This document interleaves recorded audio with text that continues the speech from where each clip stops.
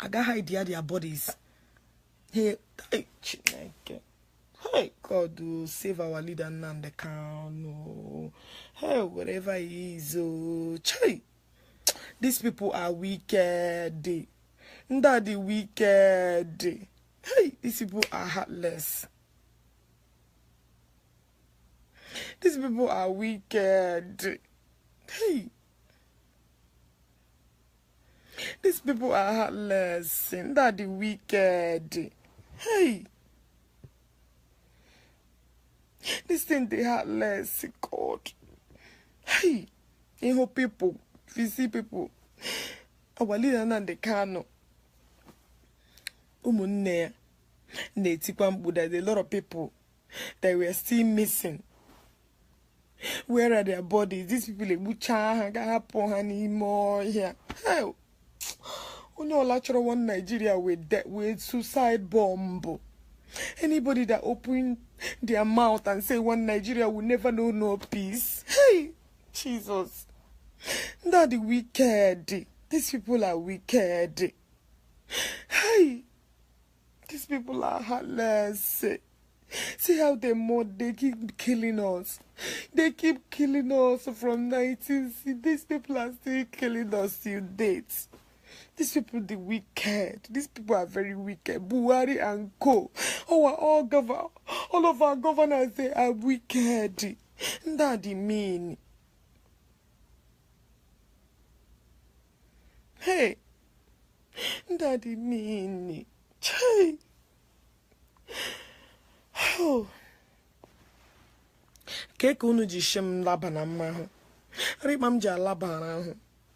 How can I go home? How can I go home and go to bed and sleep? Hey.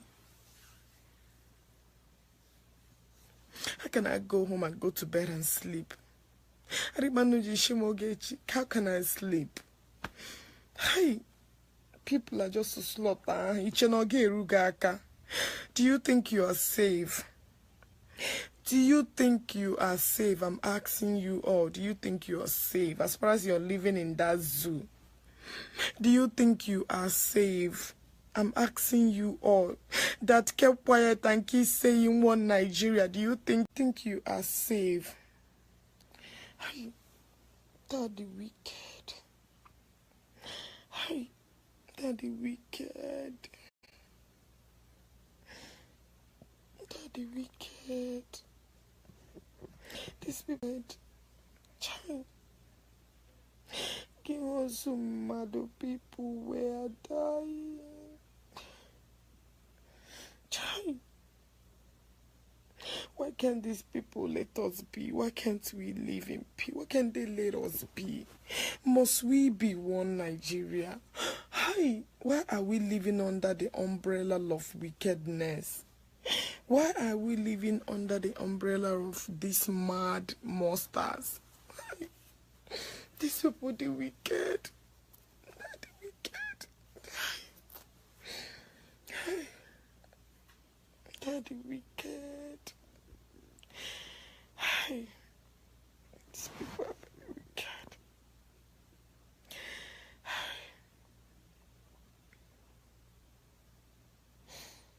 These people, the wicked. How long will God keep watching us and these people keep killing us? How long? Upon Steve Jobs, she believe in God. The same Biafra issue, the owner of Apple, before he died, he went to church and asked his pastor, so you want to tell me there is God and God allow Muslims to be killing Christians like this? Why can't Christians join hands together? Biafrans lost souls and we are still losing souls.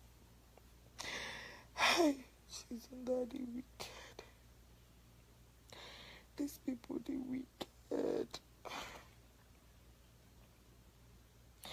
These people, they wicked.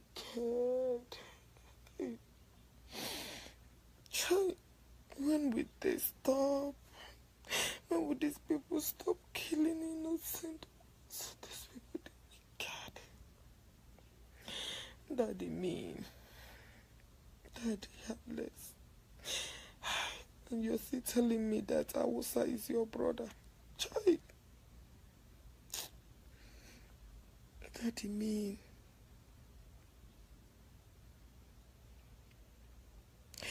Hey, look at how many souls they brought. They go in that chotara imo here today from UMUAHIA.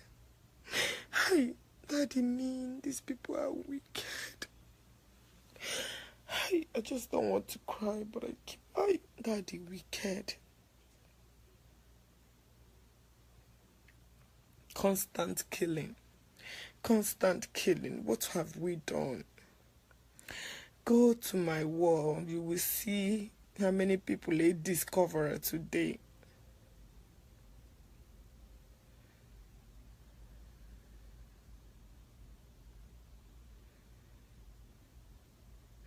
Hey, Jesus, the wicked.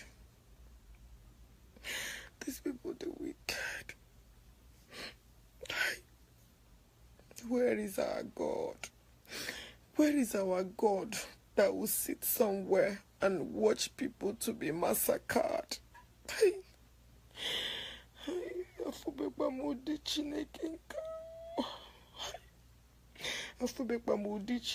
sometimes I don't know what to believe anymore. Sometimes I don't know what to believe anymore. Sometimes I don't know what to believe again. Whether there is God or whether there is no God. I don't know what to believe again. I'm confused. I'm in a state of confusion. Daddy wicked. Daddy wicked. These people, they wicked. These people, they heartless. These people, they wicked. Daddy mean. Daddy heartless. Daddy wicked. Hey. Kill people. If you see how Daddy pack here, these people. How many bodies? Hakechana Hataya had the bag. They suffocated these people. They suffocated. Daddy me. Hi. These people will finish us before we realize we're in the hands of our enemy. Ndage bushi chana ni before I realize that it's too late. Hi. These people they want to me no. Daddy want to me no. Chai umuibo bilero no chai. Before Nina Wushicha. Before her wipe Nina out. Hey. Daddy want to wicked Daddy mean. Hey. I just retire these people. I just retire. Oh, I just retired. Hey, Daddy mean. Daddy mean. Hey. Daddy mean. There is no way you would tell me that Awusa is your brother. There is no way you would tell me that Awusa is your brothers and sisters. People that enjoy killing like they are eating food. People that derive joy in killing. Hey. People that embrace killing. Oh. Hey. Daddy me no. Daddy Kwanu me no. These people are very wicked. Hey. But when you go this kind of a thing, if you're a mother, you sleep. Hey, upon one madu came many here because upon one madu came many this thing. Chai. Upon one madu came many here. Hey. Hey. That didn't make it do the money because I hate Corona. You these people hate it and hate it to the last. They hate us so we will be don't be stupid anymore. These people hate it and hey, share this video as you watch. Be kind of here watching.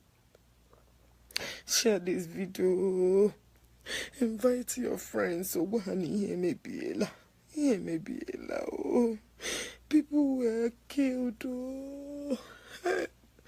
Daddy wicked. Oh. oh. Okay, they finish killing us, so hard on you like we are nobody, oh. Before we realize there's trouble. How many more? How many more? How many more? Hi, that didn't mean no. These people can't be conscious in that, no. Hi, hi, hi.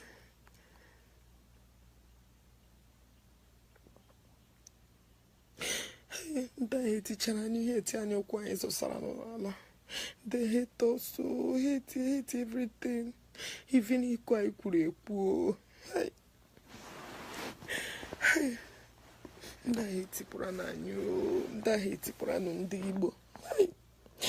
Go and see that video. Go and see those pictures. I shared it on my wall. Go and see. Hi. No conscience. Oh, Buhari. Buhari. God will fire you. God, you will die a miserable death, Buhari. You will suffer in your grave. You will never know no peace, Buhari. Your children will reap what you sowed, Buhari. Hey, your wife, your first wife and second one will never know no peace, oh, Buhari. Buhari, you are a devil, Buhari. Buhari, your generation will suffer it. Hey. Hi, Buhari, you will never smell peace. You would live in darkness until the rest of your life. Hi, Buhari. Buhari. Chai, they were mad, Buo.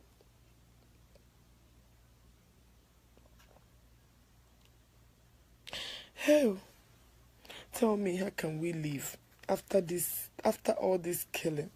How can we forgive these people? Kebe forgiveness and adidi. What are you guys talking about?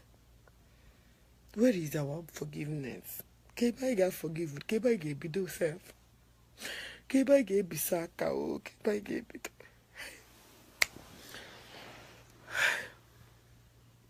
Where do we start? When you talk about this forgiveness, ebe ka ga be do.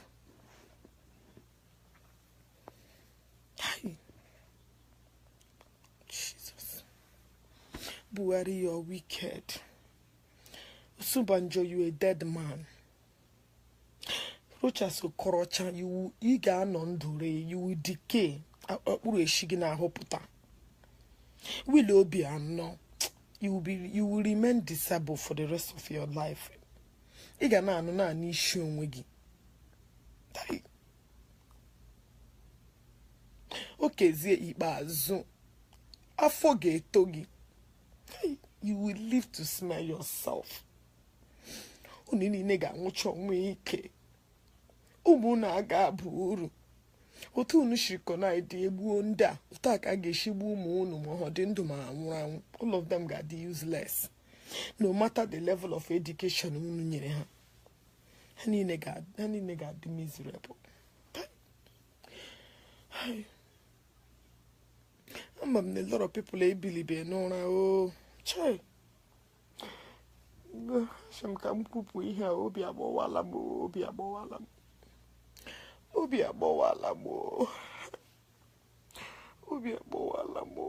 chai umi buga mushi chapano before these people will know that I'm a household enemy oh chai umi buga buza mushi cha before they realize I'm a household enemy.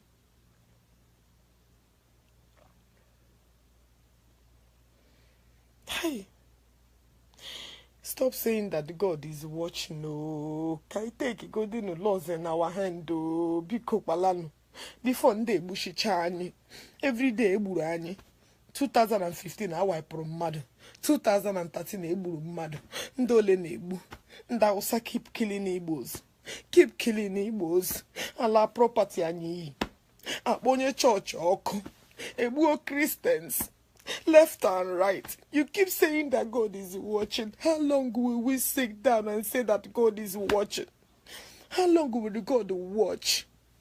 Can't you take laws in your hand, Umibo? Hey, onye shina ọ ga-agbasakwanụ ya, ọ ga-atụtakwa gị.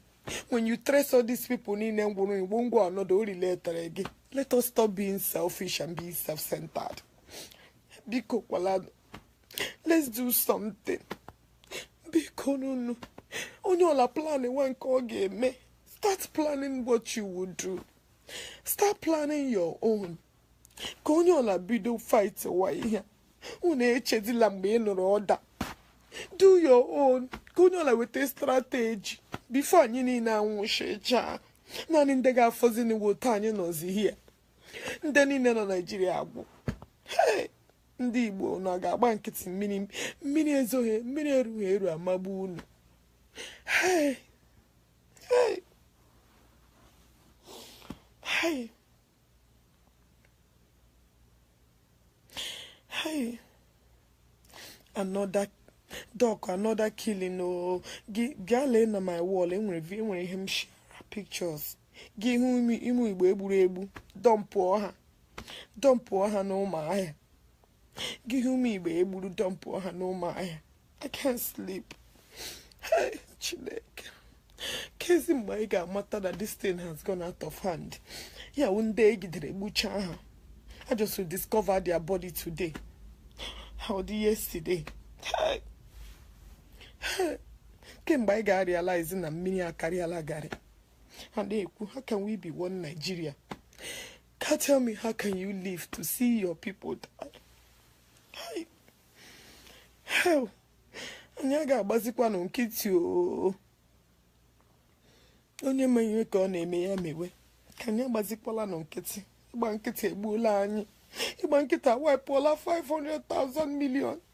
Ịgba nkịtị egbuola anyị. Hey! Anyị anwụchichakwala nụ. We are finished. Hey! Oh. We are finished. Ndị chọrọ igbuchicha anyị.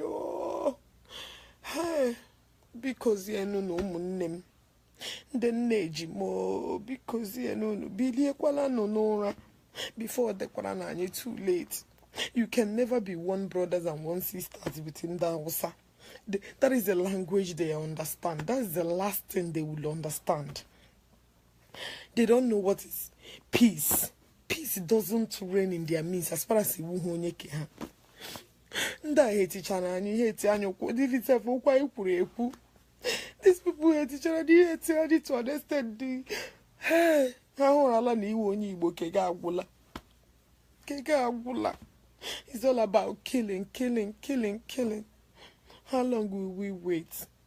How long will we withstand this killing? How long will we wait? Because ura apugo n'anya. And I'm huzikwa. Hey. Oh. How long will we wait? Buhari, how many more will you kill before you know it's over? Hey.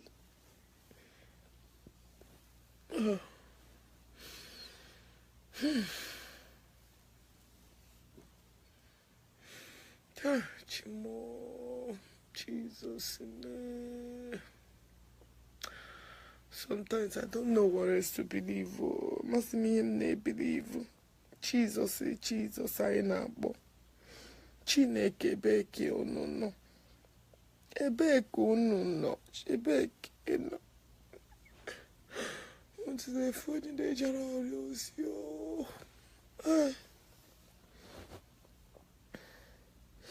Ebeke no.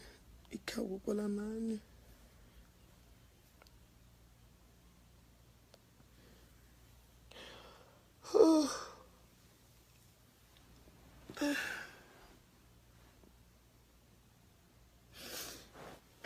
Ndi banyo.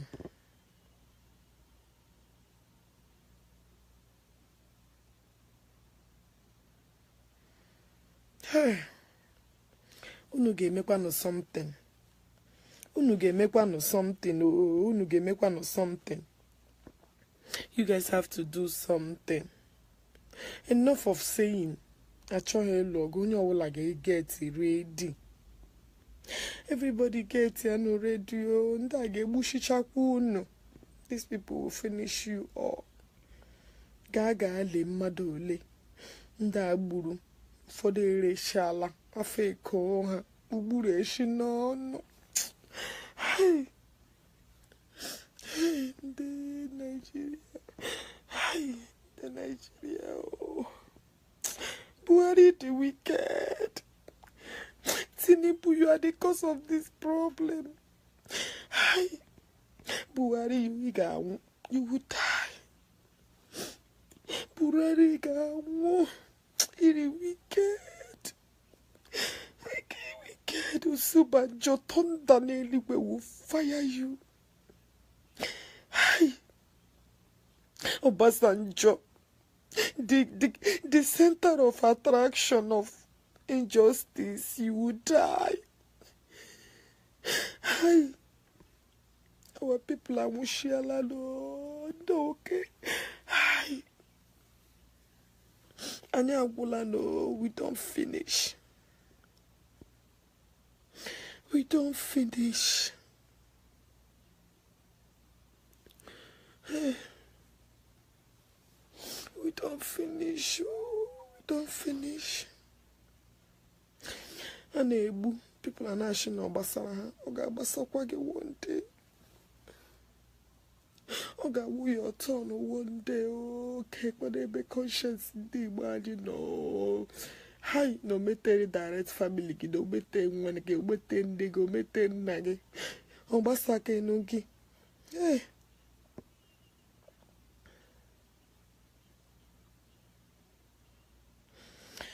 Hell. Pikonu na ye na ha nwushi ndi Igbo anyị. Hi, Malaysia. Agbala several times. You guys don't want to do anything. Hey, the ball is in our court. Yeah, we want some for all fight. Let's fight this battle, Bikono.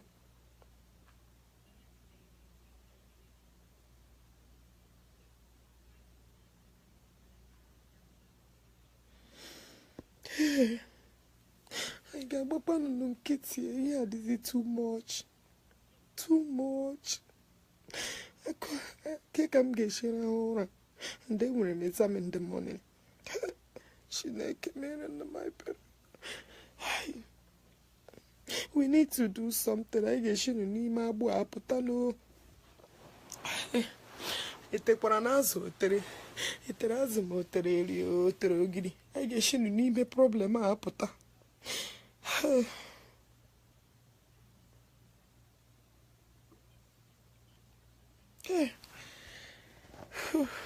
Chimo.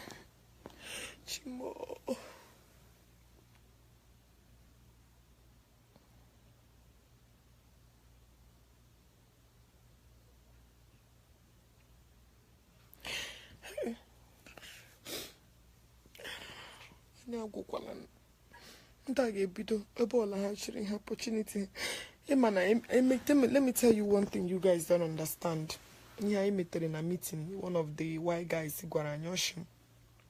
if these people keep killing us, and we are not doing anything, we are not reacting, to an extent, they will start taking our land, start accumulating our properties, start taking what belongs to us. A gradual process.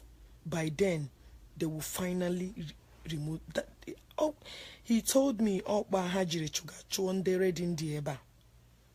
Hage push gidani hunaka hashe push gani na na banket. That we should take laws in our hands now. Agbaramu, the meeting, no car just will break our problem down. Now you know this politics and that support her. No how I get some finish yani. If we keep quiet and watch this happen. That all how strategies how to enter us. But in here those ones are maha because now they are getting their parts. Niye ha maha is that after Achochananda, after Achochanani, the people. After Achochana, the population, the crowd, have their faces here. No, they will use them to eliminate us.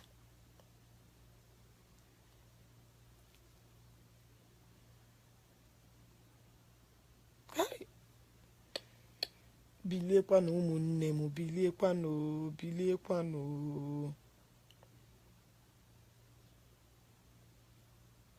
Biliekwanụ, agwala m unu elezikwala n'ego anya n'ihu. Discussion niile ahụ anyị nwere na meeting ọkwa ego. Ọkwa ego, ndị a chọrọ ka akwụọ ha ụgwọ nke ọkwa ego. A na-agba aka, agwara m unu agba mpuo ya dịka oge echere. People attack ya m jikwara mee ka the same thing wụkwa ego. Ọkwa ego ka a ga-eji agalite ebe a ga-agalite. And onye a ji, onye ama, onye ma, oge kwa eji ego ha bịa to them. Ọkwa ego, agwara m unu abụ na anaghị aghọta. Mkpu ya shina kama other people ga na-eso na support. Enwebeghị ụkwụ m agbabe na-achọ solution. Ya dịka oge eche enwega m any personal interest na ya. Ụmụnne m, bilienu no, biliekwanụ no before ihe a dị too much. Bilienu. Unu ga-watch ha nze egbuchicha ụmụnne unu. Unu ga-anọ. Ọ ka dị mma na this white man volunteer onwe ya to help us. And thank God, ọ ma dị ndị anyị kwesịrị ka ọ mata. Onye isi ọcha wepụtara onwe ya. Or somebody like Steve Jobs. Ndị egburu mgbe egburu ndị Biafra iwe were ha. No welitele isi to help us fight this thing. Ụmụnne m, biliekwalanụ. Biliekwalanụ. Onye ụlọ ya na-agba ọkụ anaghị achụ oke. Onye ụlọ ya na-agba ọkụ anaghịkwa na-achụ oke. M na-agbakwana unu with the truth. Ndị ahụ unu lewara anya ga-azọpụta unu, ọgwụkwa ha ga-azọpụta unu. Ebe ahụ unu lewara na olileanya unu adịghị ọkwọlụbe olileanya unu ga-esi abịa o. Ihe m toro unu wee ilulu. Ebe ahụ naanị unu fọkọsụrụ na ọ wee bere di unu ga-esi enwere onwe unu ma dị ọsọ ebe unu ga-esi enwere onwe unu. Ashịkwa na nwata ụkwụ nganga ka oke a gbara isi awọ ohia ụlọ. Oke a gbara isi awọ nọrọ ụyọ ihe ama. Nwata ụkwụ nganga. Gị wụrụ nwa afọ Igbo, naanị these two things m gbara gị. You can understand where I'm coming from.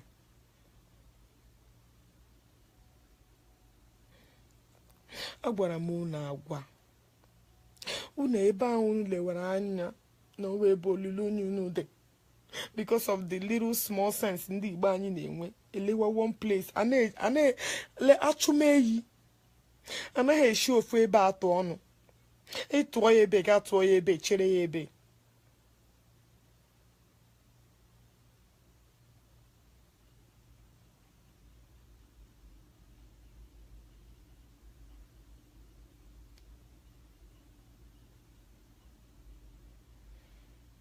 Well, my brother Henry, whenever we call for fund, everybody turn it to Ben Johnson.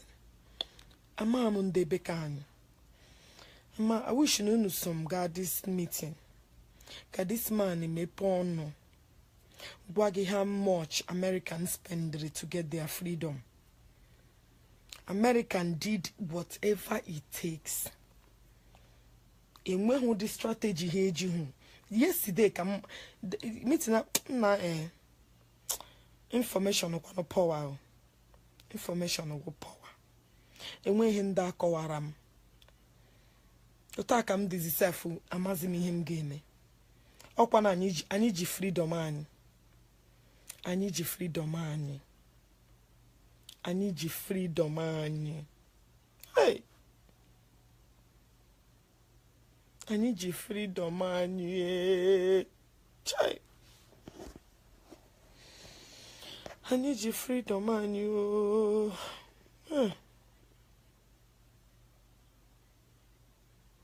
Dead bodies found in a trick forest in Abia State.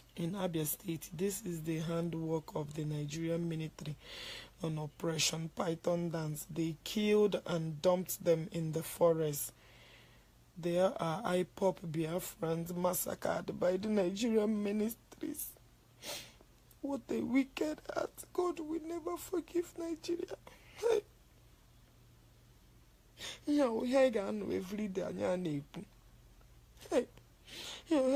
every day why can't we take action? Umu Malaysia, Bokwala no more, let's talk.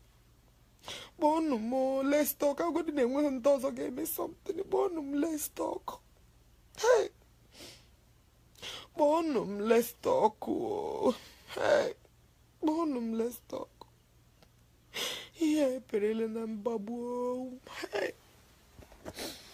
Hey, I never can fight this battle without ego. Onye gwakwara unu na unu ga-eji aka ọkpọrọ achọta ihe a wita onye atọguru na asha onye amepe ọnụ bụ na eziokwu bụ na eziokwu onye amepekwa ọnụ bụ na eziokwu onye amepekwa ọnụ bụ na eziokwu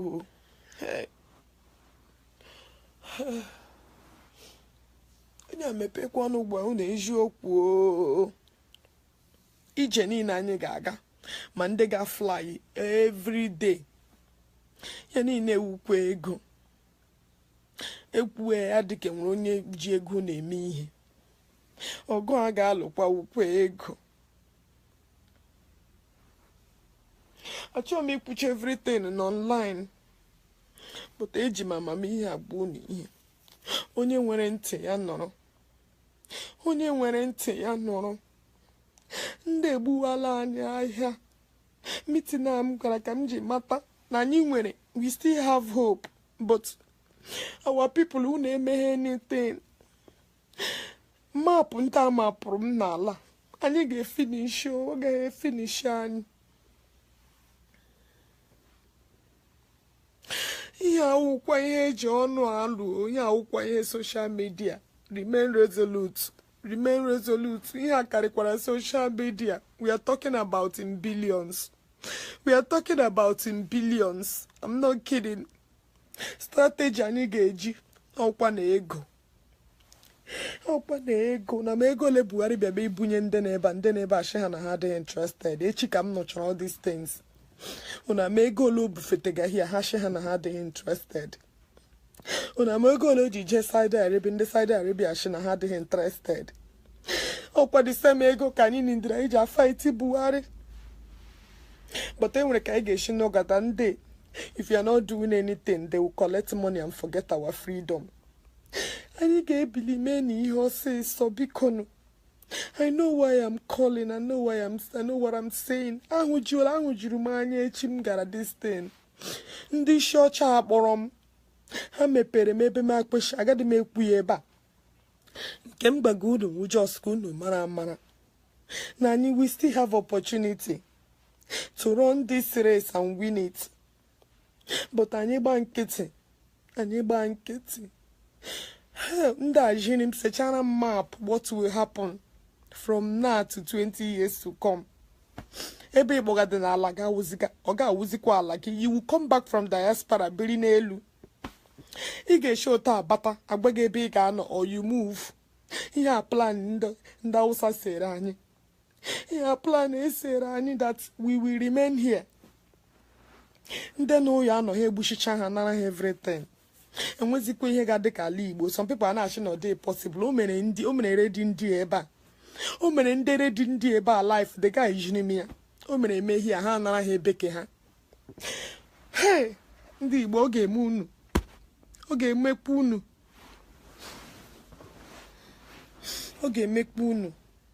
ọ ga-emekwa unu I'm not kidding ọ ga-emekwa unu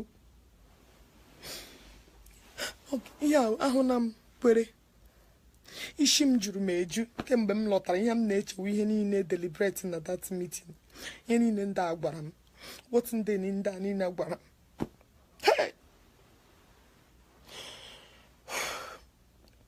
the guy abịagbuola m ahịa kpani ga-eji finish ndị a kpọọla m gwa m what and what ndị ka anyị mara ihe. When I say these people can money, how can you money? I can't hear am native and a wolf fools of Kaigesha them more strategies. That's your in your anyaka biko me Maria Palano Mariana ho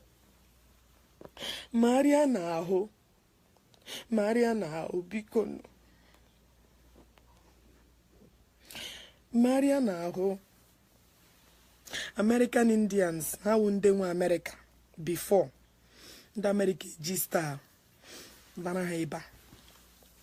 How was it the time on again? And where's the head? And when car was it here? And where's the place? In America was in the way here. The man what I know here gay man from now to 20 years. Ya wona anya board by na bantoba. Ya wona anya main the draft. O se chana ya ko wachi chana ma. But Oshe ya wona anya ga eme ihe ni no gbara anyi. Ihe anyi na 5 years.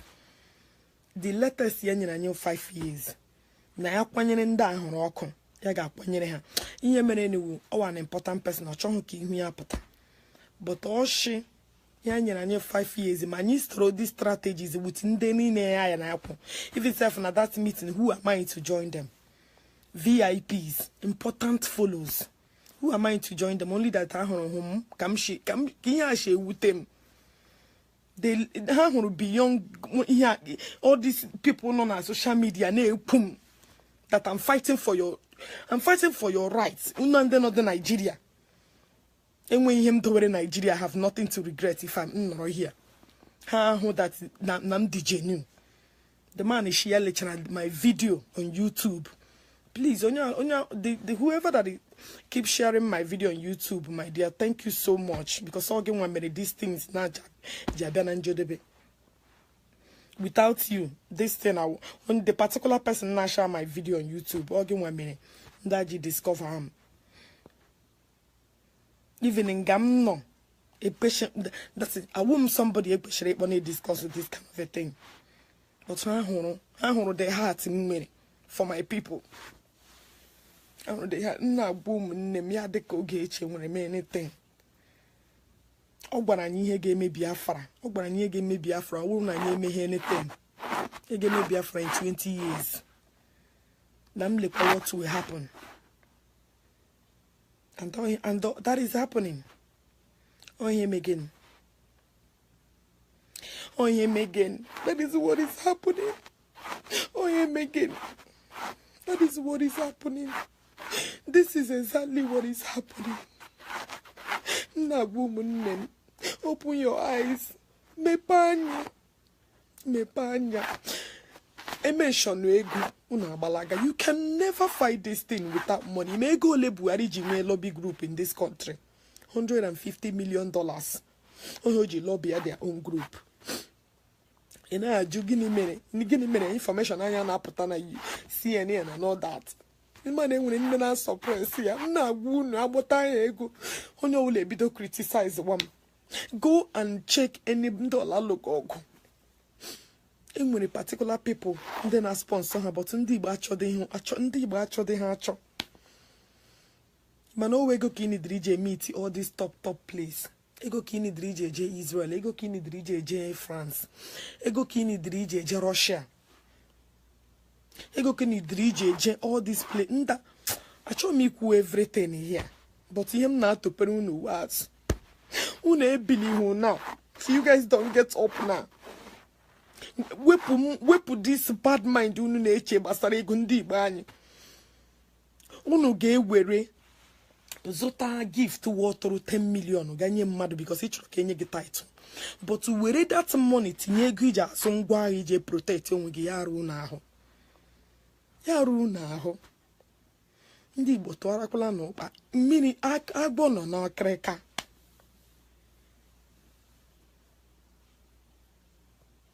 Agbọ nọ n'akịrịka. Agbọ nọ n'akịrịka. I just want meeting like this. Hey, Masha, which our people.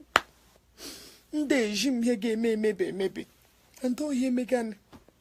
That is what is happening.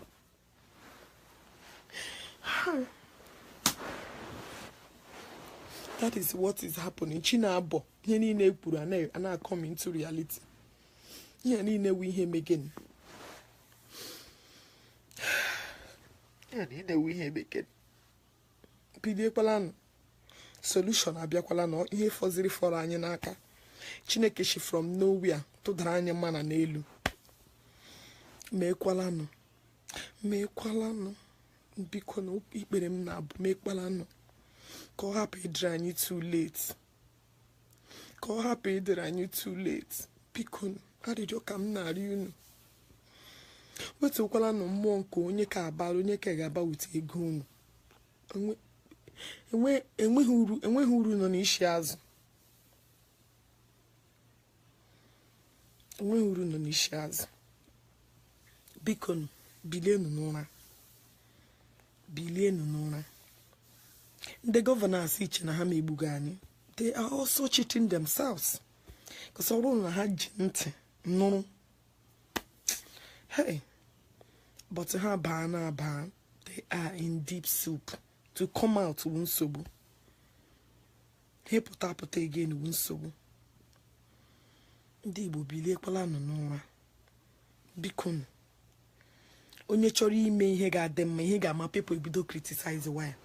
They were rubbish online. They criticize why. Ka ijiri wuo onye ka ije wu member. Ka ije wu member. Hey. Ebido criticize. I want somebody na-ele ihe ashi. Akadịrị m step an inch ndị akpọrọ m for this thing. Akadịrị m tọpụ ọnụ.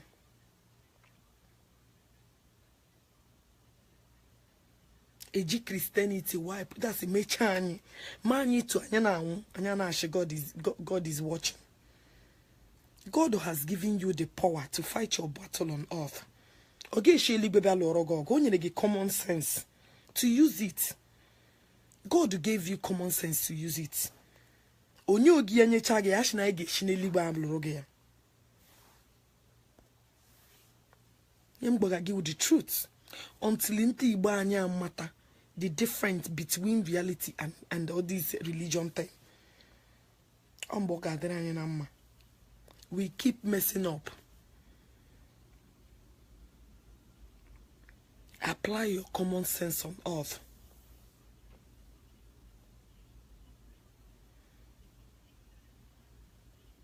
Apply your common sense on earth.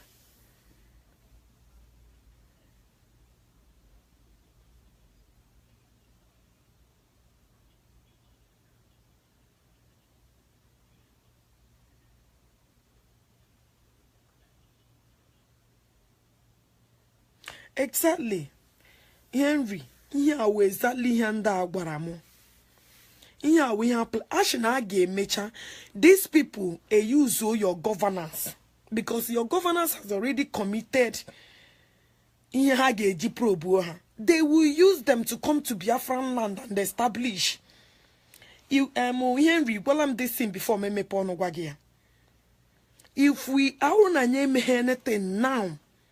I get ndanda ge use Awusa Fulani henchman.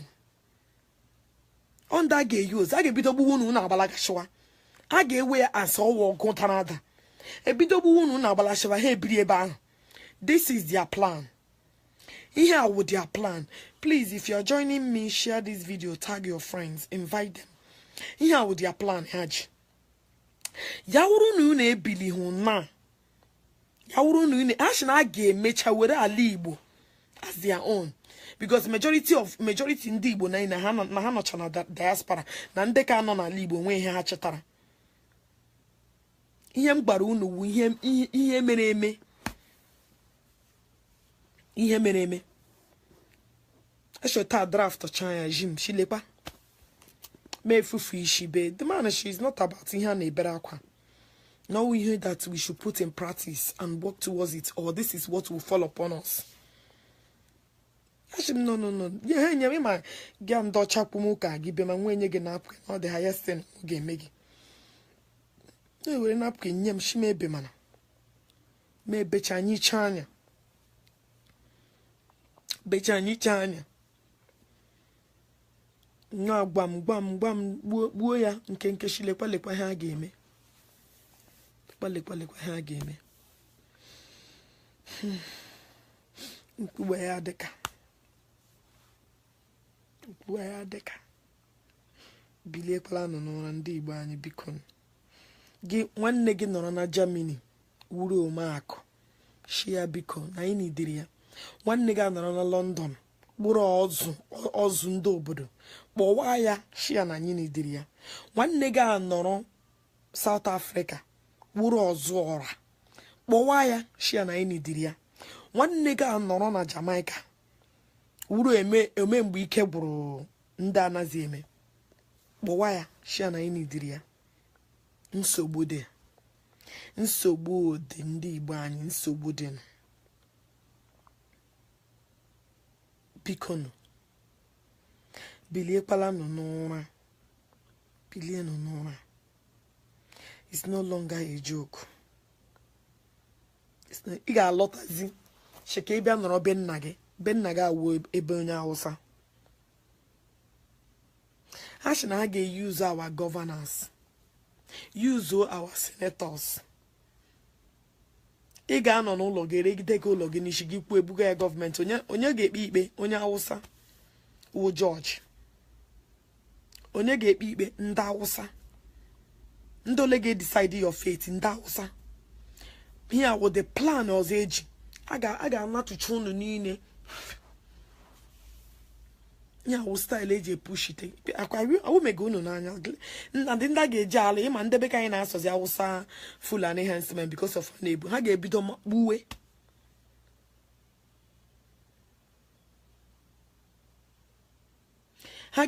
gbuwe egbuwezie ahapụrụ ha that side ha ga na-achụ unu small ebido the riot egbuwe unu agbalaga ịma ka ndị Igbo share abụta ụjọ ha agbalaga gbagawa na nke mma ha before you realize onye Hausa arụ na ụlọ n'elu ụlọ gị. Ihe a wụ the strategy eji eme ya. Anya ndị nọ here nwụchara mansion mgbe ị batala mansion ga-agwọ oke ndị Hausa. Agbara m onye ọbụla na this thing ga-emetụ onye ọbụla n'aka ya ọnụ ga-adọpụta gị nya ga-adọpụta gị. Agbara m ha agwa the thought is only about people not back home. No. Property gị niile ahụ ịzụchara dowe asị gị na-ata ahụ ebe a ga na-azụ ya na-edowe. Ị ga-alọta onye Hausa ewere property gị ga-akpọfu ya na court onye ga-ekpe ikpe George. Ndị olekwu ha na-azụ ya governors. I nọ in big soup. We need to fight these people fire by fire. All the only thing I get with our Biafran land or else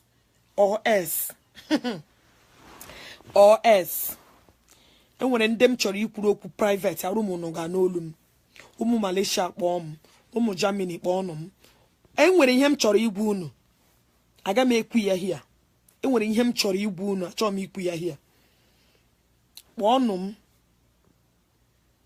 ga-awụ original Biafra onye ji akpọbụ m bifo aga m atọpụrụ gị ọnụ. Ma gwuhu onye because ụfọdụ ha ga-achọ ịkpọ ka ebe anata m information aga m atọpụrụ gị ọnụ kasa ama m ndị m makwanụ m. So don't waste your time calling trying to ask me because I will not aga m aza gị. Okay, I'm worried akwa ka obere ma promise mụ na gị ekwube since m shi meeting lọta mmepe ọnụ m my sister ị ga-ama na ozugbo anya ị nọ na nsogbu. Ịhụ na ahụhụ niile ndị diaspora na-akpa hia onye ọla gbata ya ga-arụ na Nigeria. I am sorry for them. Ndị akpaala nkata ya first class information ka m gbaga gị this thing. Ndị akpaala nkata ndị ha ga-eji eme anya taa ka ọwụ ndị ole Hausa Fulani herdsmen. Ha ga-abịa bido mewa attack ha ga-ebido si one village ha chụpụ na ebe ahụ ha ewere that place ha recruit another people ha bata. Ndị ha ga-eji enweta unu wule governors unu na senator unu. This is their plan. Achọrọ iwipe unu out ndị obodo na Igbo achọrọ ịchụpụ unu nara unu your CFO. Ma Dubai ma Malaysia ebe owulu unu na ịmara ma mụ na gị na-ekwu gba m ka m gwa unu ihe nọ na-emeni. Ihe a m gara mepere ma that's all no mepere ma ha gbara m ihe ga-eme emebe which is what is happening. Agwara m ndị niile nọ na diaspora channel wa adịla ha mma. If you're planning to go back home, know that you're gonna lose it all. But if you're planning to stay here, wherever as your permanent house and wherever as your unu mara ihe achọ m na-ekwu everything. Come swallow my saliva. Let me swallow my saliva. Until ihe am gbagu na ebidoro ngwa bell, you will know that ogechi na mgbagu na eziokwu. I only pity those who are still living in Biafran land because they are in They are in arms way. Okay, certification lamp. Yes, that's true. Sacrificial lamp. The money you are sending to them will not save them. If we don't do something now. My dear Ogola, Henry, na gwaha. Hey, cheno gechi, enwere me anything. Because I'm this spirit bataram ni me manalo these fights. Obahaka. I know Obahaka. The same thing. Kanda burum nan kenke. Ha drafter ya. Imande ba ma ihe. They are very smart. Especially in that group here, they go on into politics. Mecha henine. Ha drafter me. Gwam lekwa the strategy these people uji. Akwi manande ba ha chori enwe anything. Ha na plan here 20 years ahead. They're not like us that plan to and finish tomorrow. It's like when they're acting movie. Movie ha ana when you at a movie for 6 years. And the movie ahu pota ye during he profit more than 20 years. Nda study even the man in Mechanabam na hapuru this Biafra struggle will start again. Here Gwachaya bu putechi in a guam kahash ima nda kanye. Ndi shocha kanye. Hey, Bupitechaya, she chaya, Bahajir, Bapam Nahapuri, and this the thing is repeating again. And the man is can you make chat close with this one in Metre. In fact, no, no, Lana, Biafra land, the Brumbongwe Alasha. John, another place who no got balloon. Hashi Hamechani her face in the Yoruba. Yes, this is exactly the man I want. Oshi Hamecha Hefe and the Yoruba Onuga easy. Because how we steady people. The man on a shell. Oh, when you're trying on oh wala the director of the show. So when somebody just experience now, you do not doubt the person. When only gonna research, construct oya, buputerunia, pattern the statistic like we game me from now to now. Ya name me. I'm sorry for us.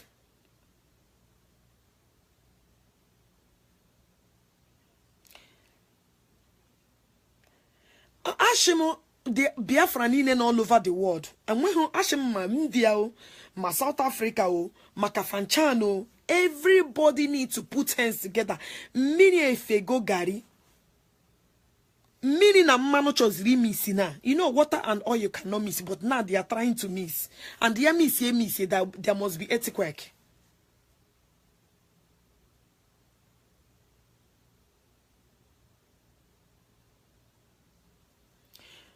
Uchenna, if you don't know what to contribute here, I'm a block okay. Mazi Uchenna. If you don't know what to talk, I will give work on your brainwash the brain, I'm a block okay. This is not about social media fights. Fake hope. You cannot give yourself fake hope. You need reaction. So if you don't know what to talk, my dear, shut up and watch. You're only online supporting or nothing will happen. You guys keep dying. Keep losing souls. You know you want manpower on social media. I will block you, not only insult you. I will block you from my view if you don't respect yourself. If you start sounding like a I may remove you from here. Social media activists. The social media hope. Without no backup, without no action. Remain resolute. Go to my page and see how many people they discover now. Man, how many souls are they not the same people who should remain resolute? Are they not the one that are dying? Is it not about time we change our strategy and use plan B?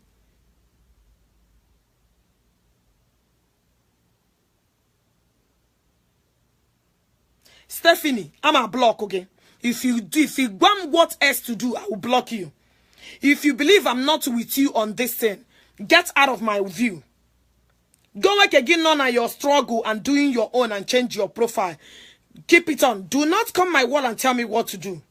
I will not warn you again. Gine ekula ko onye nwuru ihe nishi. Get out of my wall. If you believe I'm not in this struggle with you all, don't view me again. Ongameja can remove wogi.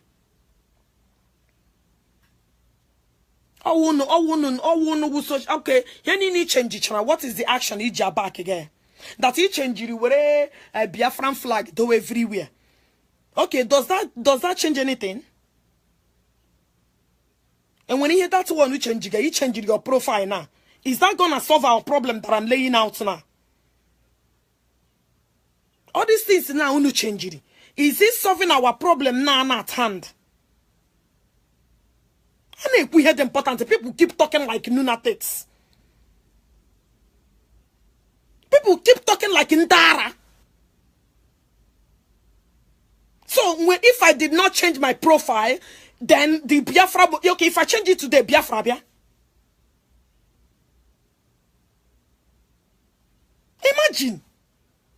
Imagine how the stupid fool. So after you finish changing this thing, what solution are you bringing?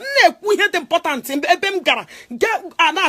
solution. People stop talking nonsense. So change now. We are be done now. Buy shim green white. Yeah. Then Biafra. Imagine if I'm in this with them. You must be out of your mind. So because you change Rihanna, you become automatically the solution.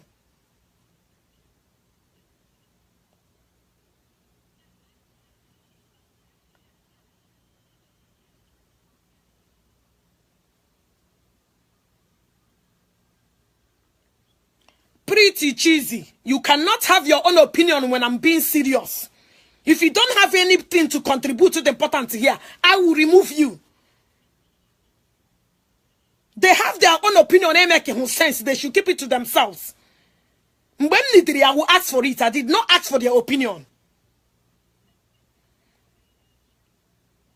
Imagine that I left whatever I'm doing. Despite the time when I'm in school today. Man, more than 3 hours. Man, on a training. The homeless is mega travel a lot here. Just because of this struggle. Somebody have been able because of a change in my profile. If I'm in this with them, that I should change my. Imagine Onyara. You see how our people reason.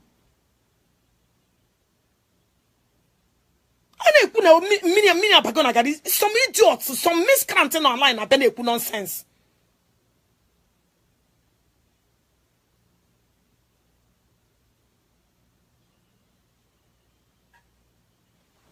I here. This is the sacrifice because I felt asleep yesterday. Please do not now. This is not the time to call me. No, throughout. Flights. That's why I was doing everything, showing everything. I was because of their status in the society. I can everything. Man, on a broom, babe on a plane, you on a broom. Almost 2 hours from Dallas to Chicago. On a broom, Malandia, my banana train. Men not na turn na hona, my make you for bam. Hey, bam. Get cash on my credit card, cash on my bank card.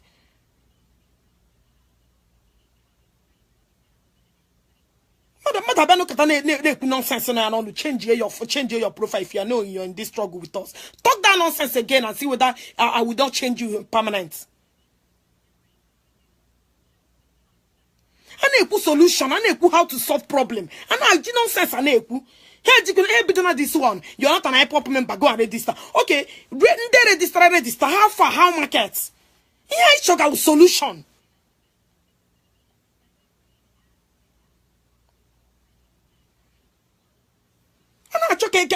Solve a problem. People are here. So change then the struggle end there. Can be changed. What have you done? At least do not any live video. Let me follow you without no action. Because now we're here. I'm not in a good mood. I'm not in a good mood. I share many people lost their life. Ghana, my world. You see how many people able to know my. This is what I'm talking about here. Ana profile, na IPOP member.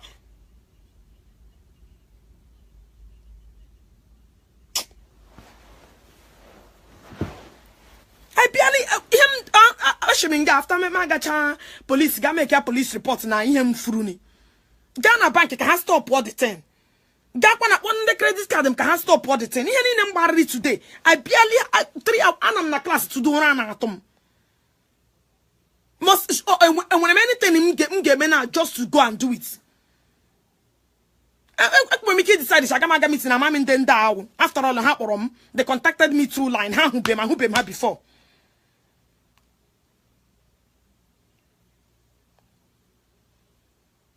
Me took a journey of a faith. A journey of faith come to crew. And everything was successful. My bad, na come nonsense, na come here. Mbem na lot of mini because train na pushing me push I have to walk extra 1 mile before me run on my house. Mini man, I'm everything.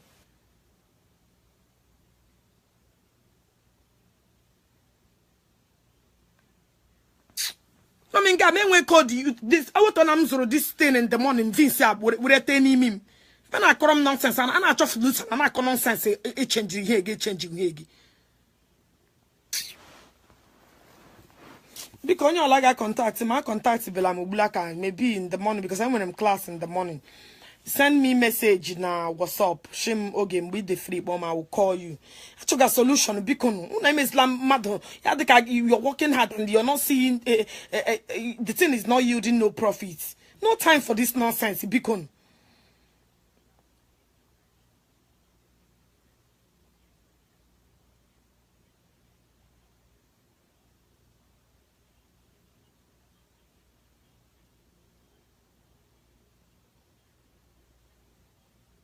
it is stupid, Mazi. Mazi uchenna. I'm a match against salt on our block. Or you will not take. It is very stupid. Your brain need to reevaluate. I need to reevaluate your brain. After insulting you now, I will remove you. Imagine you an empty brain. It won't work, but you're not complete. You were a fool. I was thinking that after talking that I may put some little thinking faculty in your brain. I never knew that you still remain like a foolish man you are. It is stupid. Who is fighting you? Because you are stupid. I'm trying to correct you. And you're still repeating the same mistake. To tell you that you are lunatic. Get out of my view. Blocking your foolishness. Get out of here. One time to play right now. Go to me, I hope people run it.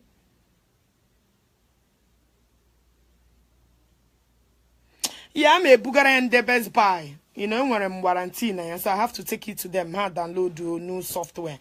Yeah, I just man, what is going now? I have to take it to them. After class tomorrow, I'm a Bugara have the laptop. She solve. You know, get some people are not here now, nonsense.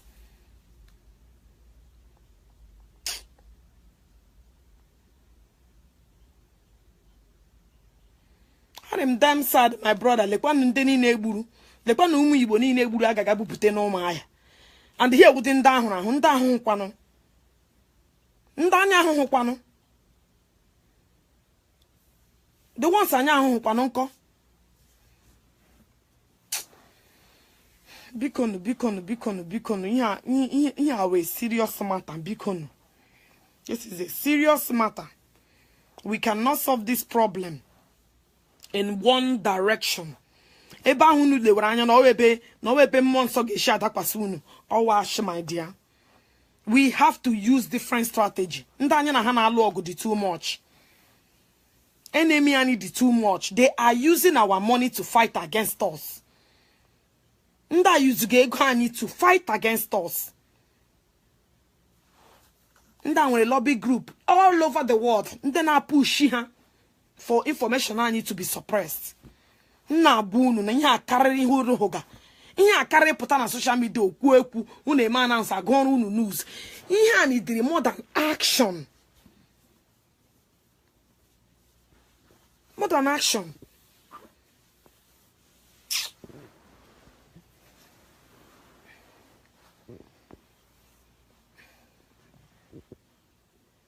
na bu na akọ nonsense, na akọ something enwe meaning. Ana akọ di here enwe meaning here.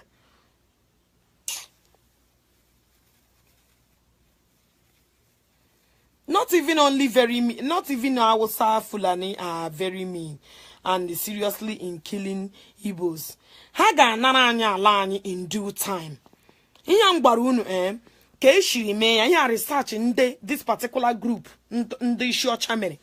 So he was among those people who made the thing. Giko she bupute the thing. And the same thing the thing we hear repeat Ghana. Imananda kanya manihe. Hashina hageji awusa Fulani henchmen fight yanyu. Nande. Hamananye they afraid of ndawusa Fulani henchmen. That we are afraid of them. Yeah, get a bit of from each village to each village. Okay, hage mecha na chani in a property ani. Gije ndege bere gibe ndawusa. Right? Lawyer you like you got oge ka oge gente. And number 2, not governor unu ka ageji because a lot of them are staying anaka. They don't want to go to jail for anybody. So they will do whatever ma senator unu, ma governor unu that they will use them against you. Ge lotazie from a ball Igweocha lotashigina that place doesn't belong to you again. And now I get this the owner of Gawo I gonna check everything. Gawo dike go come. Ndenina unu shino no diaspora no na-eme nka no unu mansion ni na unu bicha na eba unu ga lota. You guys will not see it again. And again no career Nigeria ga not 2 weeks 3 weeks balata back to America. Guess what get na Nigeria ga na ha kwata wa ya egbu ogi. They will finish you.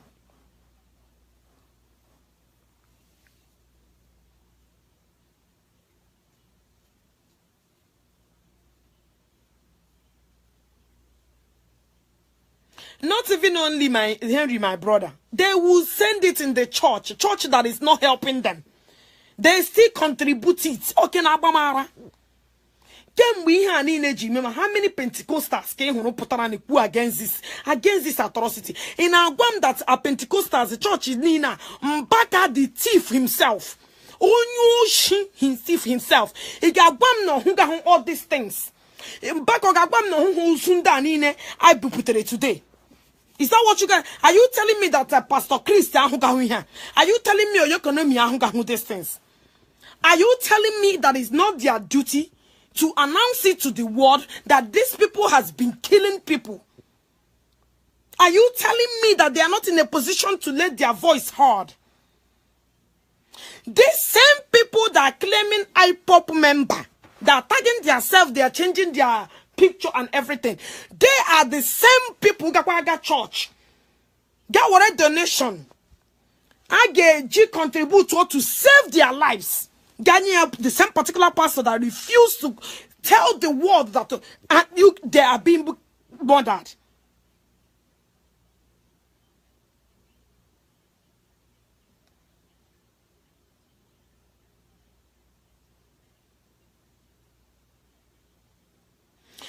Oh, I can't bagunu. Now how they use governor unu. Oh, where now is part of Hausa. They are dominating it. Here the strategy. The man is saying,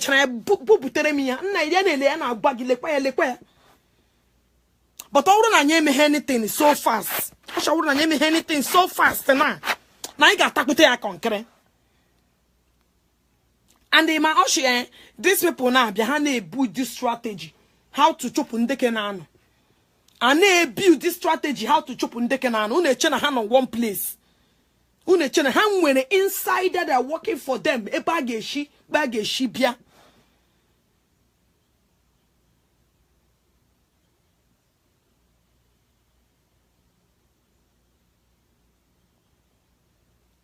I was sat by ala nkete.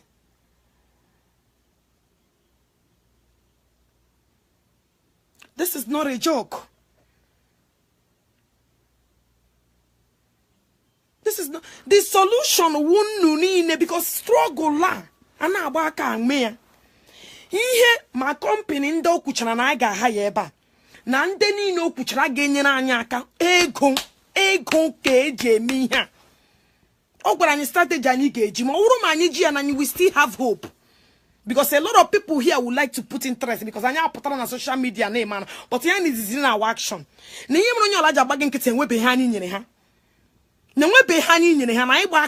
Freedom that is not going to work.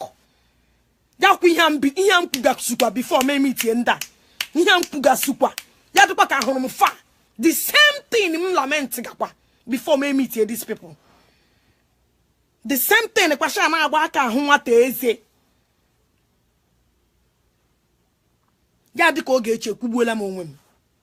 the same thing in Puru. Mashe hone. Ndi Igbo. Kama onye Igbo ga ewere ego Jesu Igbo je protect onwe. Ye ewere ego je share chieftaincy. Chieftaincy title. I'm coming.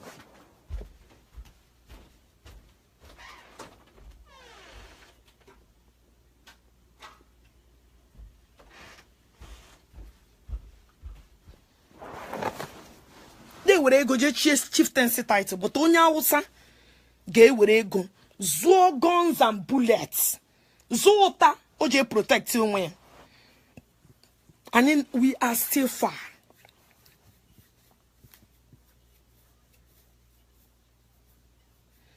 Hashi, that these people, when they finish dealing with us, they will face Yoruba. That Yoruba own is a simple matter. They say that we are the problem they have in Nigeria. They say after finishing that, they will Yoruba, they will finish them. Christianity, I got born with the church in a town. That's nothing they will do. Because I don't know who they are weak, very weak. Weak vessels. I got just so mobilize here. I will say Fulani hencemen. One particular Sunday, I wipe onyo wolano ni me church a born one down. That I got zone the gauge bomb, but I me church destroy everything. Nyam barunu when information una man.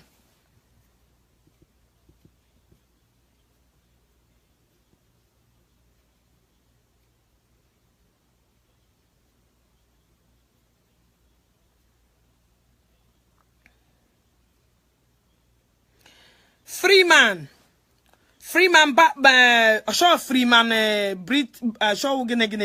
Bridge or connect. I will not warn you again. I will block your stupidity out of here. I can see you are stupid and you are naive. I'm a block again. If you make one more nonsense, I'm a block again. Okay, now I know that you're a fool. I block while I'm the idiot.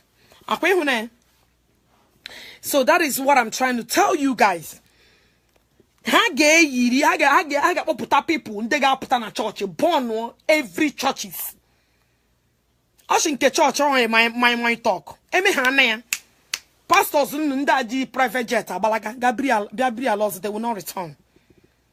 Ndaji nkete cherunu.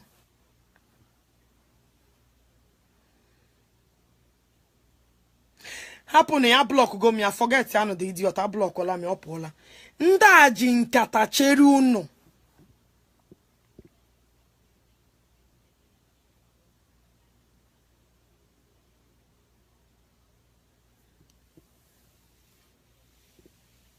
Billion no na board la too late. Uno ga bata ulu na awumulu no nya wo say me occupied.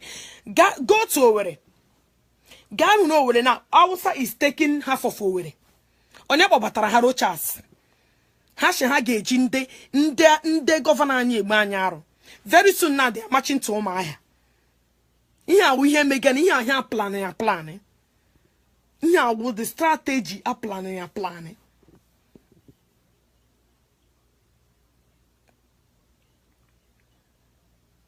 No, they will not start from church.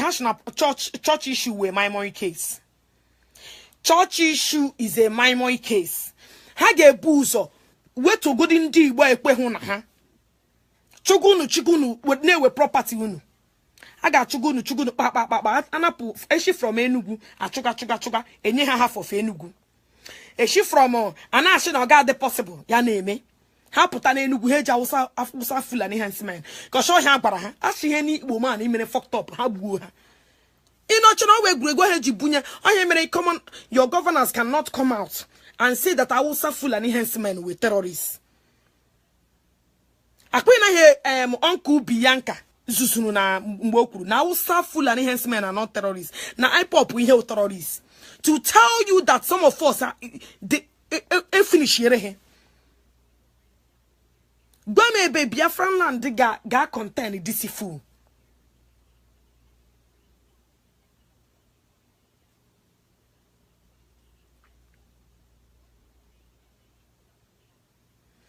How she had a bit when they start this thing that is nothing an Igbo man will do. Because how bribe Bochana all your governors that will speak up.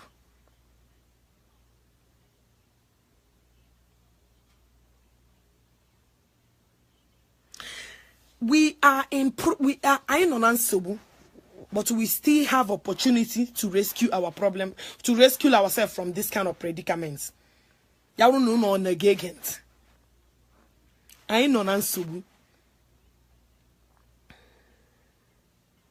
I no nansubu. We are in deep soup.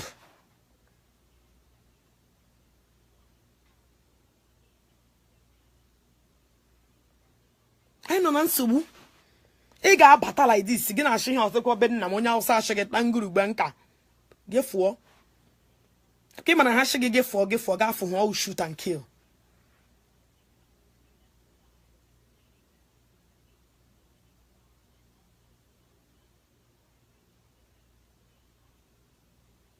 People talk like they are mad. God will say from heaven, bia loro gog. Chineke ge from eligwe loro. Chineke alohunu no 2015 Buhari sendere nde high destroy your property un. Owo fu oboka aboka mneku. Chineke ge kwa aluru unu ya na. Chineke alohunu unu mgbe esendere paraton dance ya bia bu unu niile. Unu, the fight is left for you to fight. Nyenu nde ga aloro support onu nde ba di ready. Support onu nde ba di ready to fight the guy butere Buhari din nsogbu na acho. Cause onu no here na ekwu God will fight for us. God will do this for us. My dear, you guys are fooling yourselves. Sit down one day and tell yourself the truth. Ke ogu Chineke yotare elugbe bia ro logi. Inyo those fake miracles na eme unu na church. The more you look, the less you see. Get no we game. Mbo game. You will not see that your pastor get to come down.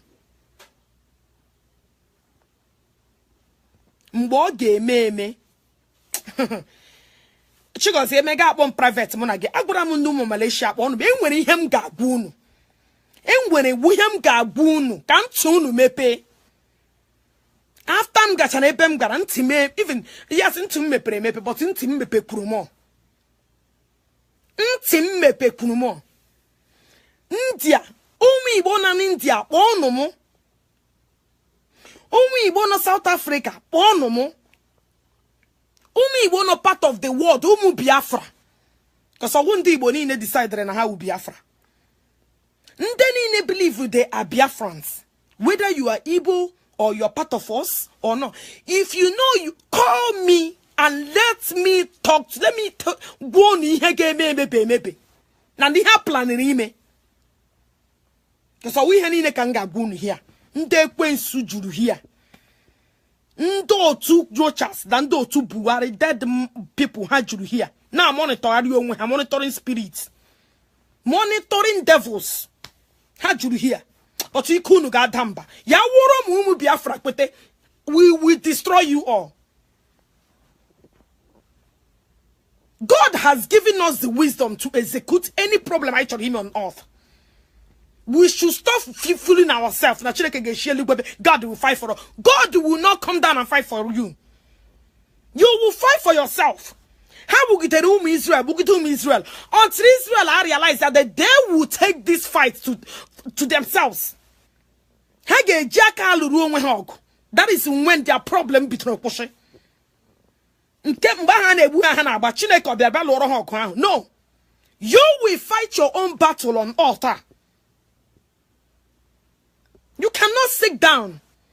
and say that God will fight it for you. No, God will not come down. Nda will sign a coup that take guns and kill you.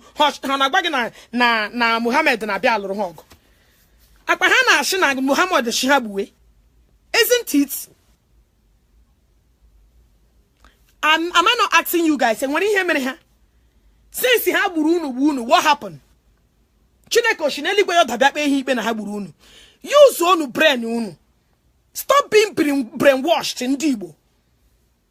I can't happen in brainwash unu. It's about time una realize the this too much preaching. No cafe la hoso.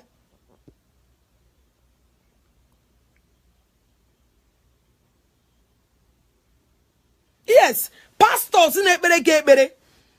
They more with police, no with army. Why are they protecting themselves if their miracle can work for them? If why are they hiring securities? But you will go to your house because you're a pop member, they will come and kill you. Do you have the money to go and hire? If you go to church now, ask any of the pastors now how they go to hire security because you've been contributing for them. Are they going to give you money to do that? Another person will replace you and start giving the money in a henny.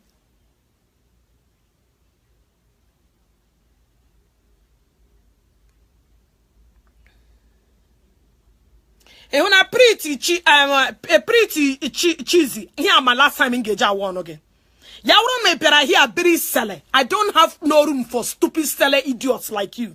If you order any one more nonsense from Yama block, okay? Go and talk to your mother or advise yourself. I'm going to make you again and send one more nonsense here.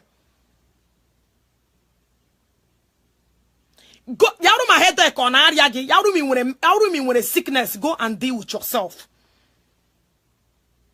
I have not seen where a rat advise a lion. Don't try me again because I will block you. I don't have room for useless seller queens. And what I'm room for it? Here are my last warning. I will not warn you again.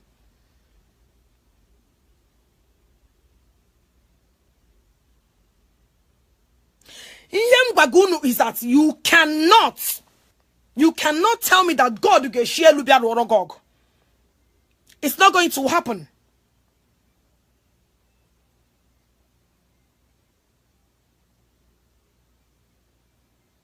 It's not going to happen.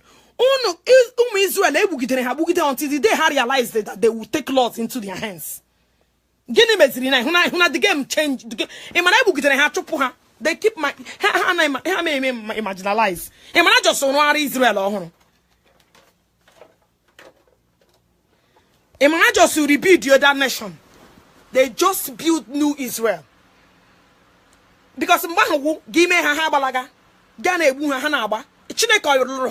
No, God did not fight for them until he realized here that they need to take laws into their hands.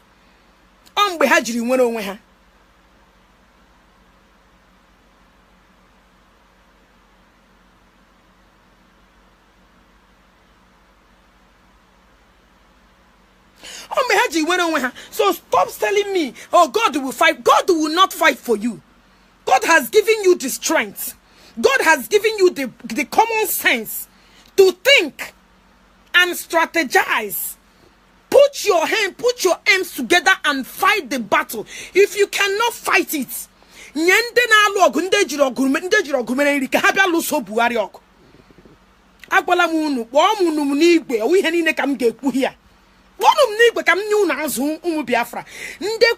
if you identify yourself as a Biafran, if you identify yourself as a true Biafran, contact me.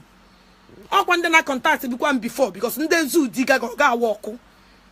will not work.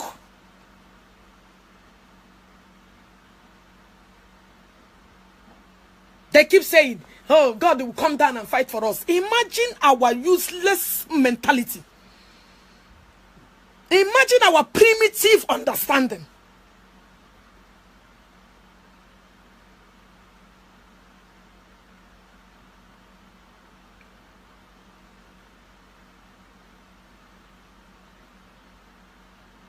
Imagine, okay, that God will kill these people. Since our Fulani henchman has been killing you guys, why don't you God do sentence to death? I want to ask you guys this question. Are they not killing human beings? Are they not killing Christianity that believe that God will do everything for them?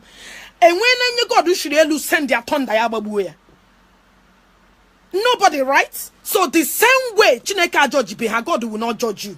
That you're fighting for what belongs to you. If you cannot fight, bana nyi otani she matter way to Woland zoo ha bury at the zoo. Yeah, the zoo is only American mother bomb. The zoo will respect even Israel question pattern at the game. Nane mother bomb. Ka the zoo nidri. Ha cannot do one place. We need to take our issues to them. Men something. Inya come to gade. Inya come to before ma nda o ma pana miti akekula me before. Awona mo na nda okpara miti na ma mi nda anda ho bem. But on them men research buku here also game in the Biafra. Me cha the research to me ma kan do cha shemi he. Ma be hebu pushia shile kwa. Inya ka nikuru and start repeating again.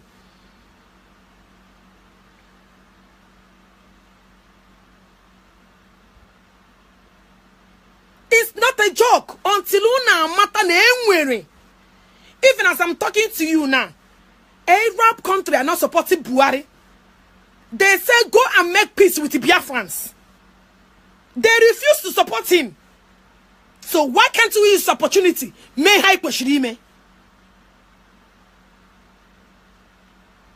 can't we use opportunity and repandi Gasoro protection? They want us. Their arms are open to welcome us. But I get jiheja hueze. Ana waka hueze. I get jiheja hueze gahuha. Call them in. Have one what and what to do. Are we social media actors? Are we social media warriors? Nke fela social media warriors. Nke with the action to back it up.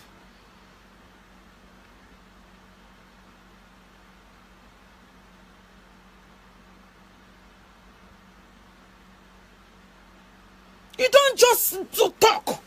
I don't come out here and talk. And we have Bokuma Babe.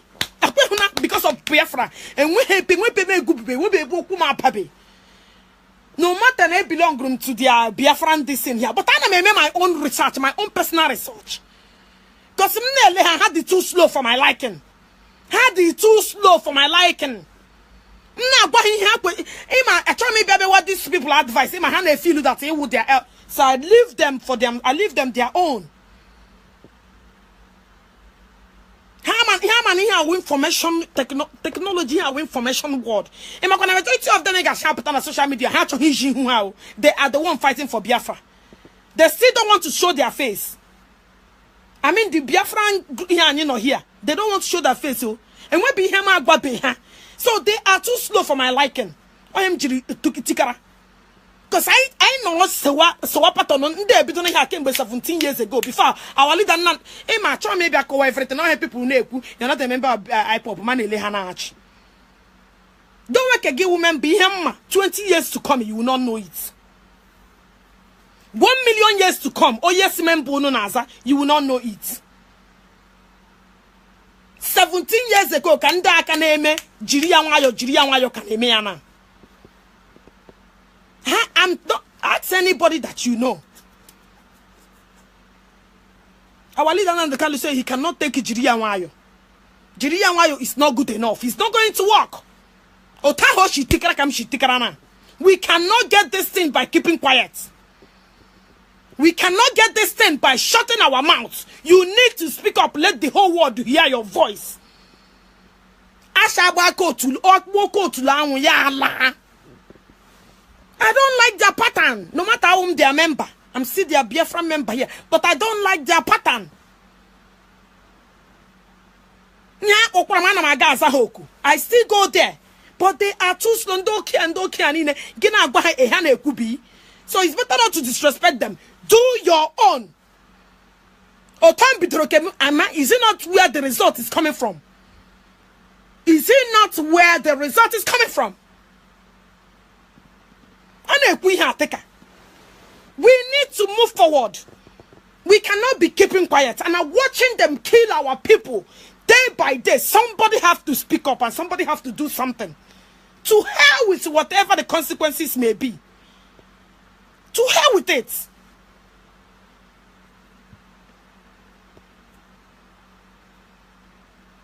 You know what I mean? And I should hey, okay. They've been in the game for 15 years in KANU here in Chicago. Doctors and lawyers, they've been in the game for 17 years now. The first time I lead the KANU here, 2015. That was when I became their member. I look at them, I laugh.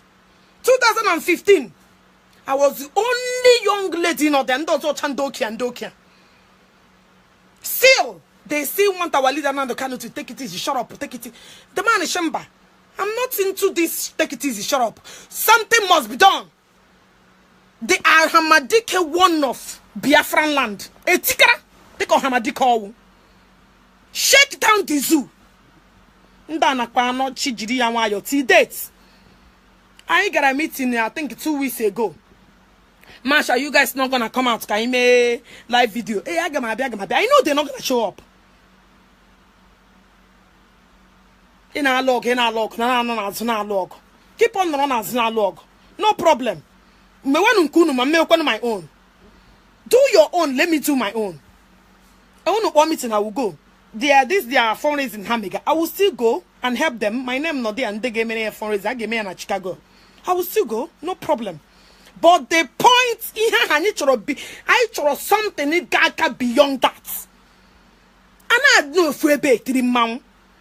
Each way you have to only 1 mount. And have to different mount in case you share another place. Then you have to here. Eba unu na ashime, eba unu na elegitanya. No ebe mesa unu ge sharp ta my joy is a lie. Owe Abraham unu. No wo help unu na elanya na nsopota no o ihe na eme na life. Eba hi chelo lilanya ge na sharp ta we born na sharp ta. Things turn around in different angles.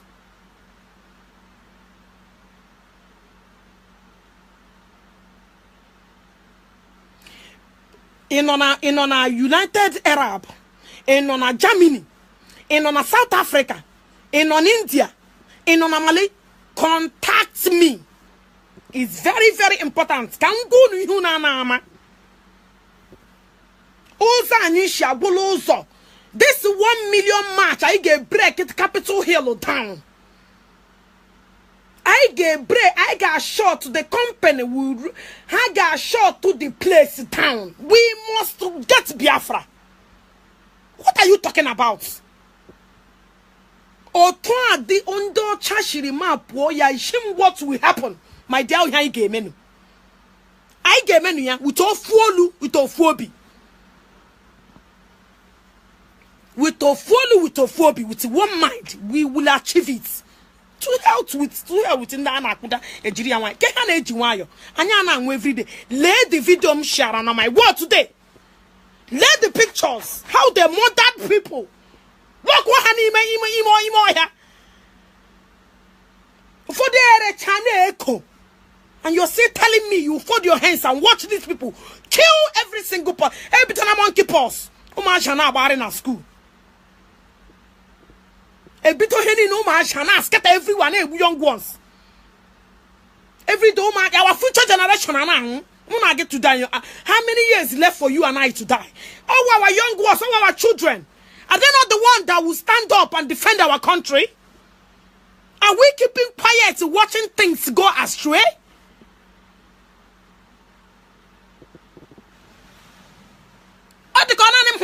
Maybe you guys are not seeing the future.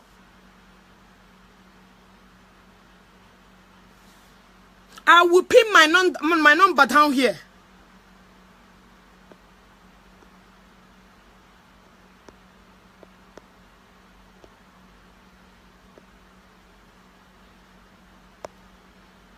Three 13129124384. Yeah, that's my number right there. A pin and I'm down here.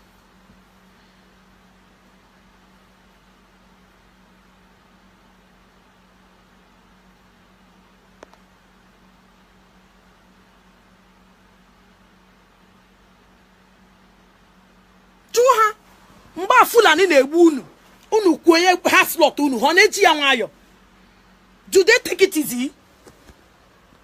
Mba Fulani awusa hensman unu kwo ha shitamburu banka hebu ogi. Do they take it easy? Now you are about to possess your possession. Somebody should take it easy. Take it easy on what ground? Take it easy that you're watching your people die every day. And you're here telling me that Hageji, over 17 years they started this thing and this Uwazurike bidonake ajunu bogwe gorie goya. Uwazurike will never know no peace. Eba amjere they still talk about that man Uwazurike. No one carry with Rani Biafra. They said oh when you carry with Rani Biafra Uwazurike, but not better for a personal plan.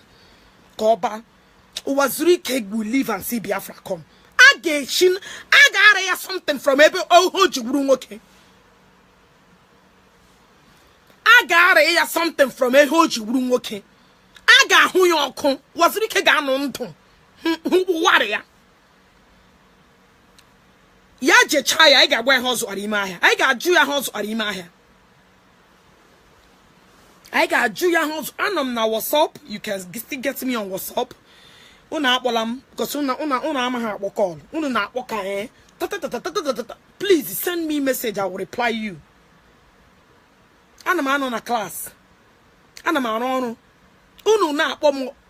Unu na beyond control.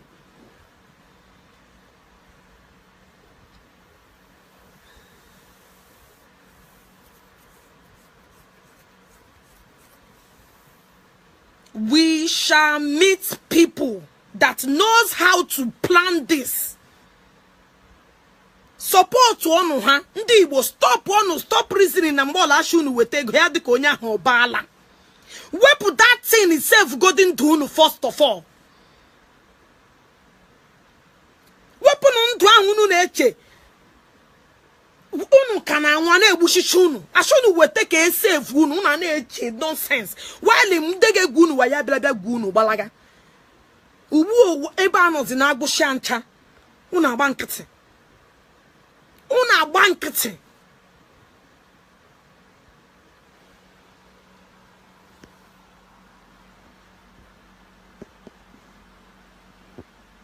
e finish go na anyị nke awuzi iji nwayo chuga gị push gị until they finish unu niile until gị batakwa be nna ga na ashigo nye wu nna gị. And what is your title? Gị bacha gị chọ kpọfu ya court onye awụsa ekpe gị ibe shigi you achọ ofu ihe imere nya gị ya n'ishi lock oge wuzi ihe ụlọ gị ka a ga-eji lock oge.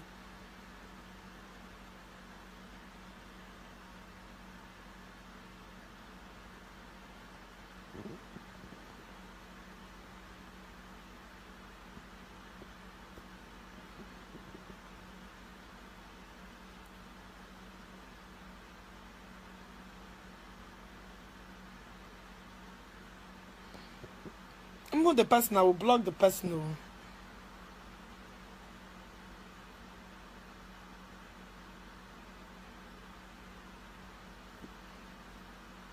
People are not sure. You get make booze. Money, I'm not going to hear me Biafra, baby. Unu too much protocol. Then in on online. Our online actors and actresses for Biafra. Unu di too much. Onyola nwechara ihe oge ekwu but action ano. Onyola nwechara oje ekwu ke ya. But no action. Ihe ama wu super ego na Biafra. Mighty power super ego. The typewriter. Ya hụ ha ebe ahụ ka o weekend ha naanị. Ha put up she have way in public in a Biafran land, they will not say it to social media can have a weekend.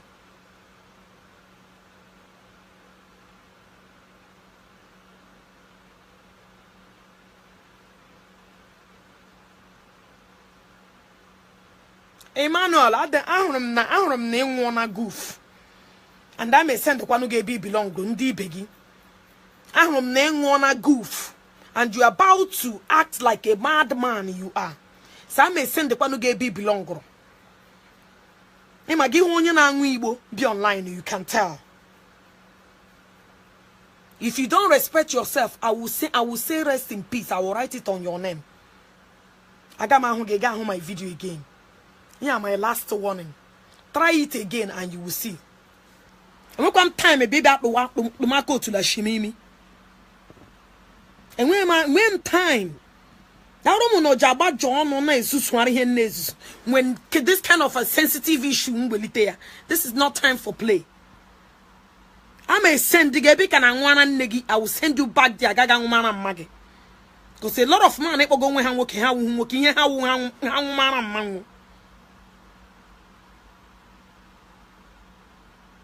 you are one of them. I will send you back there so you remain there. My dear, I will not want you again. Yaruma, that's an uncompleted building. That's an bitana gobela gini shiaru na social media kigabia. I'm a that you need to go back there. Don't try it again.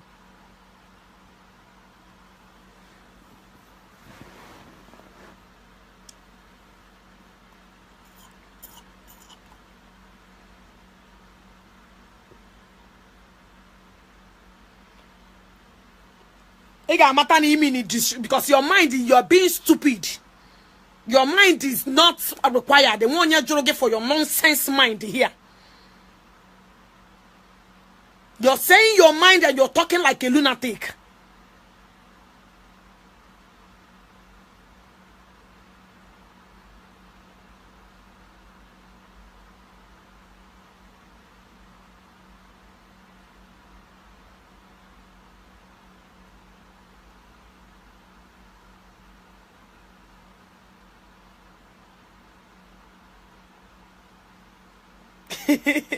God, I mean, you want your mama not here. God, okay, God just showed me 28 staff have been mapped out to monitor you every single day of your move. 2 persons of each hours. They switched every hour. 2 is here right now. God showed it to me. I know, but to turn the big fire. Ihe nom karịrị ha. Ihe som na azụ karịrị ha. Ihe som na azụ karịrị ha. They will die one after another. Ihe nom na azụ karịrị ha. They will die one after another. They will die one after another. Chigozie one name Christopher. They will die one after another. God gave uhekwara that I am untouchable. I am untouchable. They will die one after another. Hamitri, the wrong person.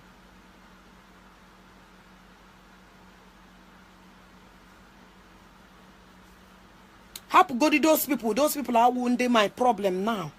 Like I said, how many people now here all the time? Before they buhere me yourself before you. I am untouchable. You may be looking at me than ordinary. Oh, wash.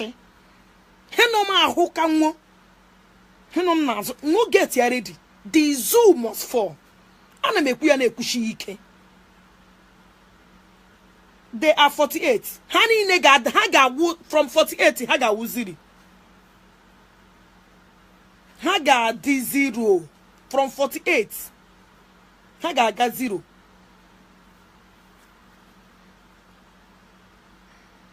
From 48, he had got back to 0. The zoo must fall. Haga back to 0. I knew what is about. I'm here this game in Banime before I came out. I'm here. 48 means a Jew. Okay. A Jew. Okay. That's what it means. What 48 means a Jew. Okay. That's what it means. Okay, Jew. About it. They are only watching your beauty. The zoo must fall. So like how poor 1 million, they will be zero. So like how poor 10 million, they will return to be zero. I tell you. Dara. Angels of devil. Honey nigga. Beacon.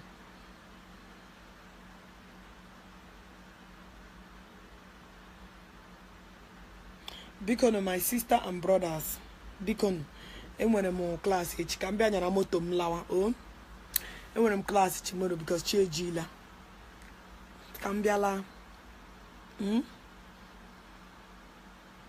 No, when they distract me, they can't help one mother. I will block them, and I'm around. My blocking button now there.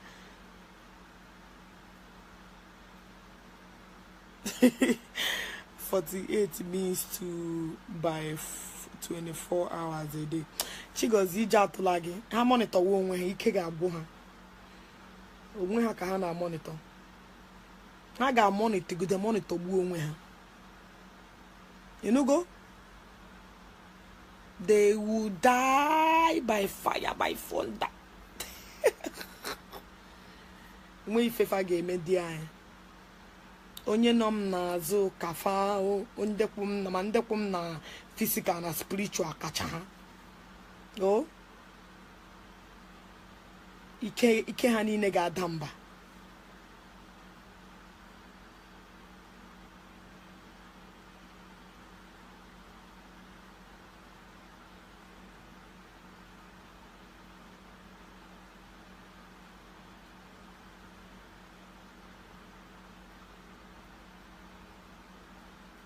Chigozie because what's up on there? Or they can he won't yamoma. Ike gabu, my dear brother. Ike go far.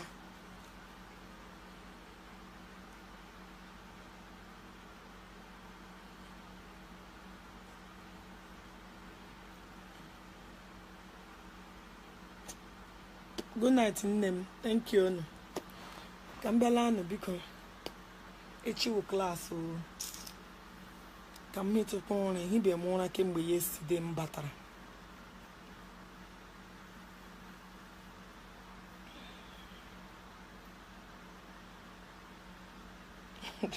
Chigozie Christopher. How the can I know? This guy beginning to like you. I begin my name in boss ja. When again in that, okay, please, you people should tell our director wife to make a video about his husband missing. She's not saying anything. My dad, I'm not in a position to do that. One on a radio Biafra, but one on Uchemofo. When I have been in London, I think, you know, they should tell her what to do. I'm not in a position to do that. Oh.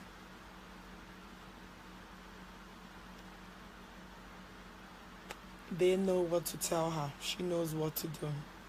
I want more and one which I'm for. Oh, yeah, deputy director.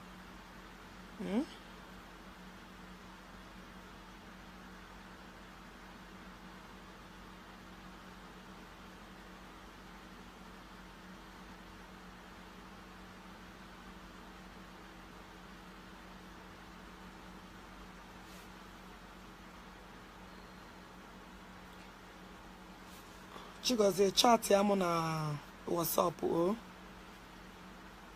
Morgan send that number. You might chat again.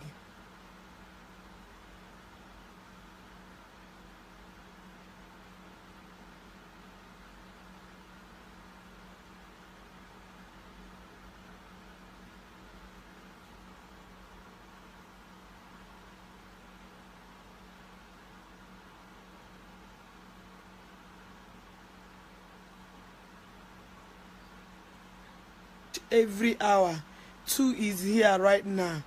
God showed it to me. I know, but to turn daily big fire. He nom carry her. He has some nazo carry her. Ihe som na azụ karịrị ha, they will die one after another. Ihe nom na azụ karịrị ha, they will die one after another. They will die one after another. Chigozie one name Christopher. They will die one after another. God gave you that I am untouchable. I am untouchable. They will die one after another. How me to the wrong person?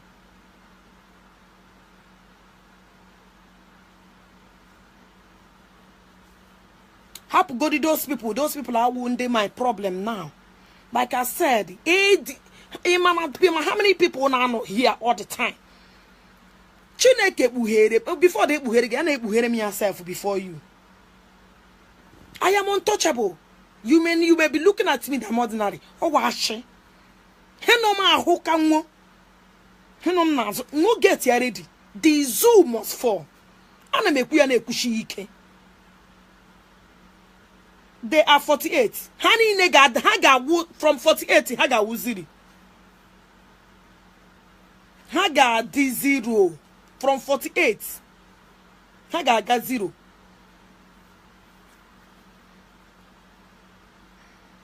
From 48, haga back to 0. The zoo must fall. Haga back to 0. I knew what is about. I'm here this game in Banime before I came out. I'm here. 48 means a Jew oge. A Jew oge. That's what it means. 48 means a Jew oge. That's what it means. Okay, Jew. About it.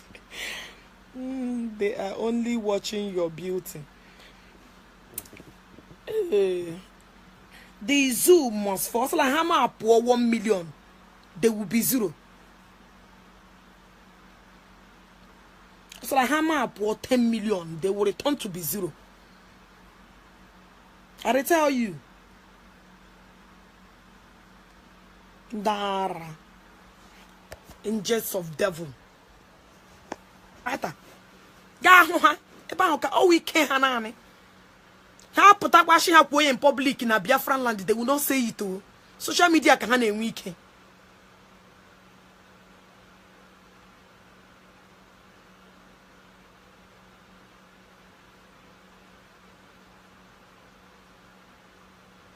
Emmanuel, at the Ahram name one a goof. And I may send the one who gave be belong to Ndi Beggy. Ahram name one a goof. And you are about to act like a madman you are. So I may send the one who gave be belong. If I give one you be online, you can tell. If you don't respect yourself, I will say rest in peace. I will write it on your name. I got my video again. Yeah, my last warning. Try it again and you will see. And one time a baby at the Marco to la Shimimi. And when time that woman no jaba John on when this kind of a sensitive issue will there. This is not time for play.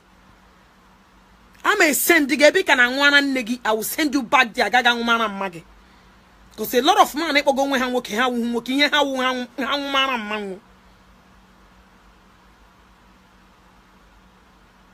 you are one of them. I will send you back there so you remain there. My dear, I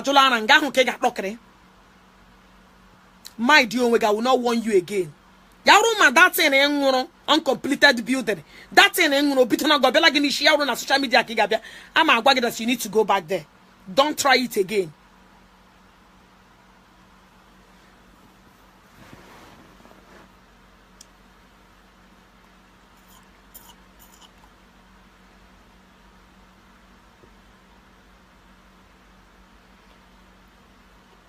Because your mind, you are being stupid.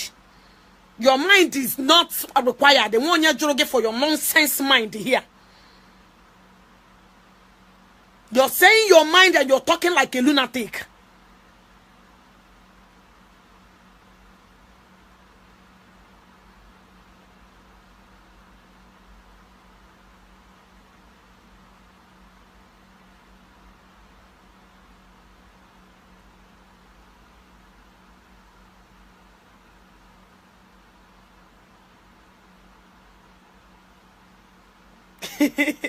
God, Chigozie.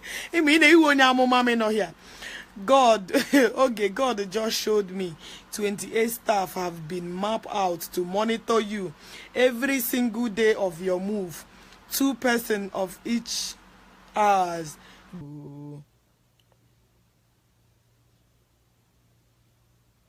Biliekwanụ agwala m unu elezikwala n'ego anya n'ihu.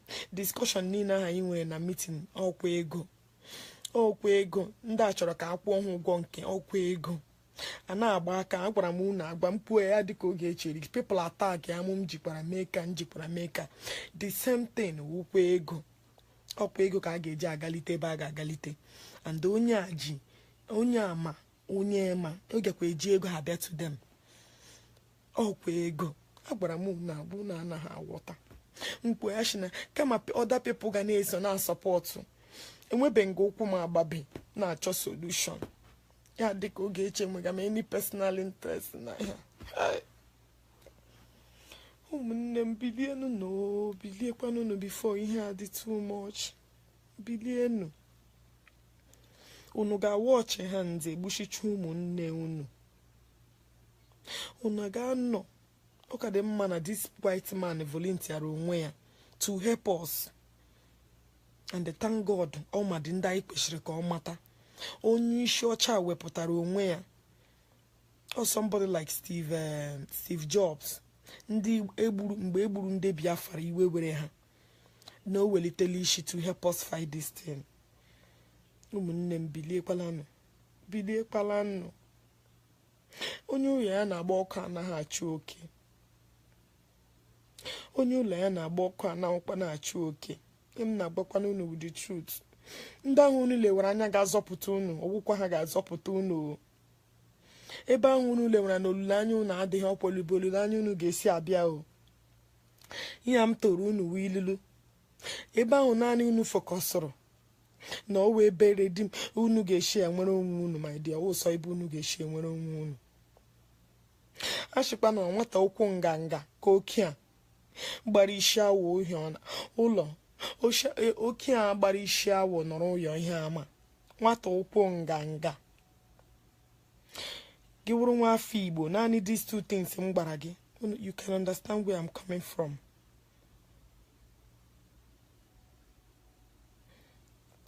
Agwara m unu agwa unu ebe ahụ unu lewere anya na owe ebe olile onye unu dị because of the little small sense ndị Igbo anyị na-enwe elewa one place achụmeyi anaghị eshi ofu ebe atụ ọnụ ịtụọ ya ebe ga-atụọ ya ebe chere ya ebe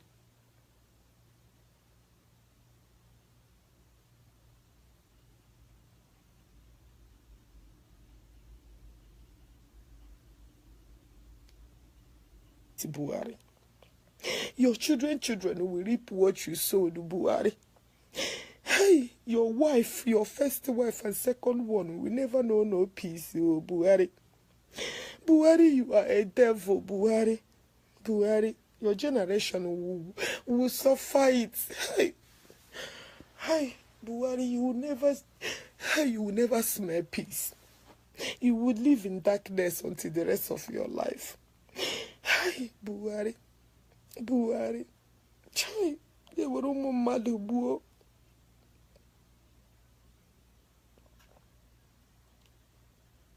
Hell, tell me, how can we live after all this killing? How can we forgive these people? Kebe forgiveness in Adide. What are you guys talking about? Where is our forgiveness? Kebe ga forgive. Kebe ga ebido self. Kebe ga ebisaka o. Kebe ga ebido.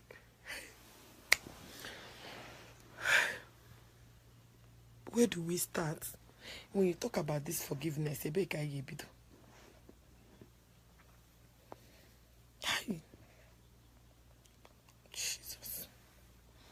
Buhari, you're wicked. Subanjo, you a dead man. Rocha so korocha, you iga nondure, you will decay. Ureshigina hoputa. Will obi no. You will remain disabled for the rest of your life. Iga na no na ni issue onwegi. Okezie ikpeazu. Afọ ga-eto gị. You will live to smell yourself. Unu niile ga-anwụcha onwe ike. Ụmụ na-aga abụ uru. Otu unu shiriko na ide egbuo ndị a. Otu aka ga-eshigbu ụmụ unu ma ọ dị ndụ ma anwụrụ anwụ. All of them ga-adị useless. No matter the level of education unu nyere ha. Ha niile ga-adị miserable. A lot of people believe in oh chai. Sham kam pupu ihe obi agbawala mo obi agbawala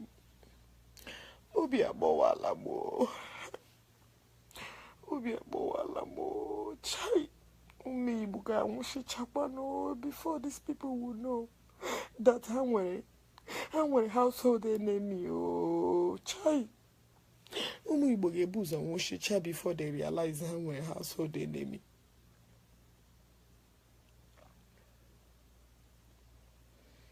Hey, stop saying that God is watching. No, can I take it? Go do. How much Americans spend to get their freedom. American did whatever it takes. And when who the strategy here you. Yesterday, meeting na information on power. Information on power. And when him da kawaram. Otaka m dizisefu amazimi him game. Okwana I need freedom man. I need freedom man. I need freedom man. Hey. I need your freedom, man. Yeah. Chai. I need your freedom, man. You.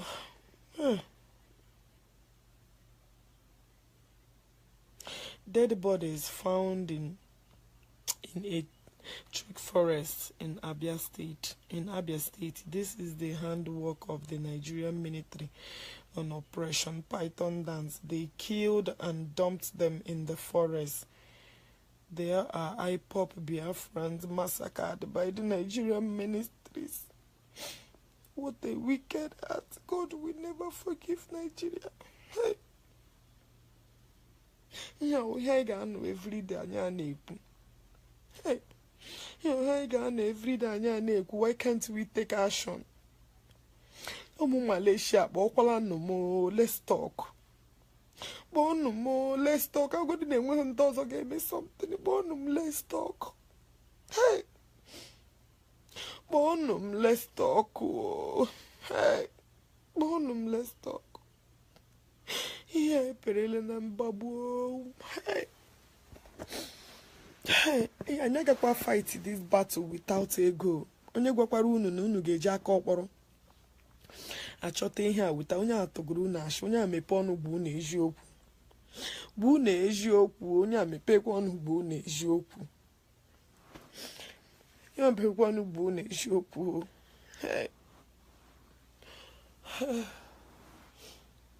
Onye amepekwa ọnụ gbu na eziokwu.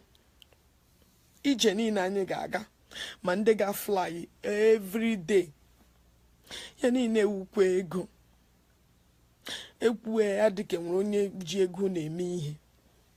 Ọgụ a ga-alụkwa ukwe ego. Achọrọ m ikwuchi everything online. But eji m amamihe agbu n'ihe. Onye nwere ntị ya nọrọ. Onye nwere ntị ya nọrọ. Ndị egbuwala anyị ahịa. Mitina m gara ka m ji mata. Mansion niile a unu bichara ebe unu ga-alọta. You guys will not see it again. And again, no career Nigeria, got not 2 weeks, 3 weeks, balatakwa back to America. Guess what? Get on Nigeria, gonna have what away. Here, Wogi. They will finish you.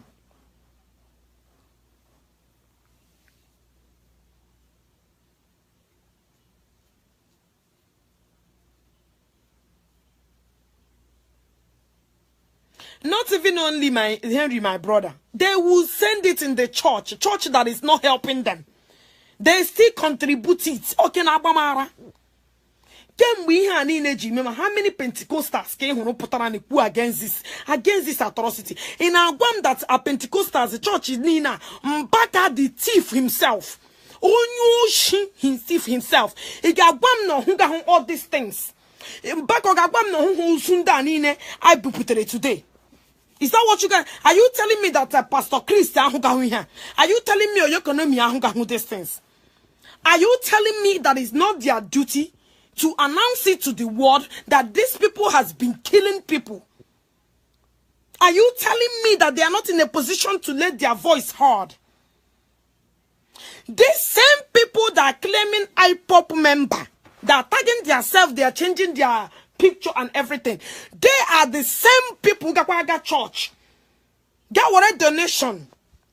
I get contribute to save their lives. The same particular pastor that refused to tell the world that they are being murdered.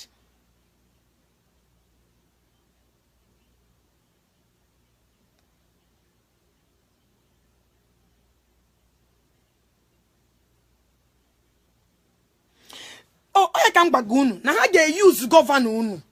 Oh, where now is part of Hausa. They are dominating it. Here the strategy. The man is saying,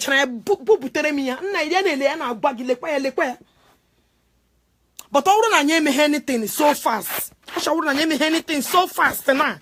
Now I got to conquer. And they might these people now behind they build this strategy. How to chop undekenano. And they build this strategy how to chop undekenano. Une chena hand on one place. Une chena hand when the insider they are working for them. E bageshi bia.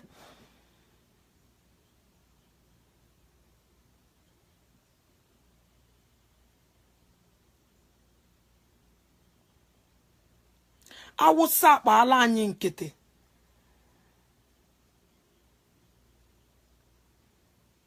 This is not a joke. Gachonde red in the eba. Hage push gidani hunaka hashe push gani na na banket that we should take laws in our hands now. Abramu the meeting no can just break our problem down.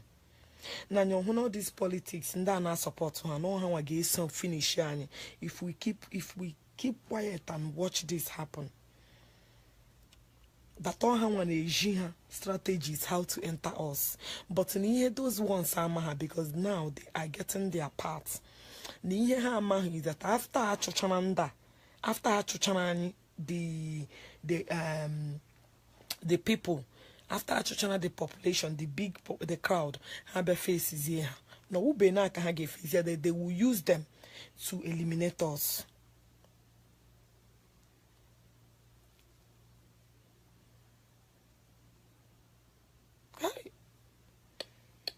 Bilie kwano umunne mu bilie kwano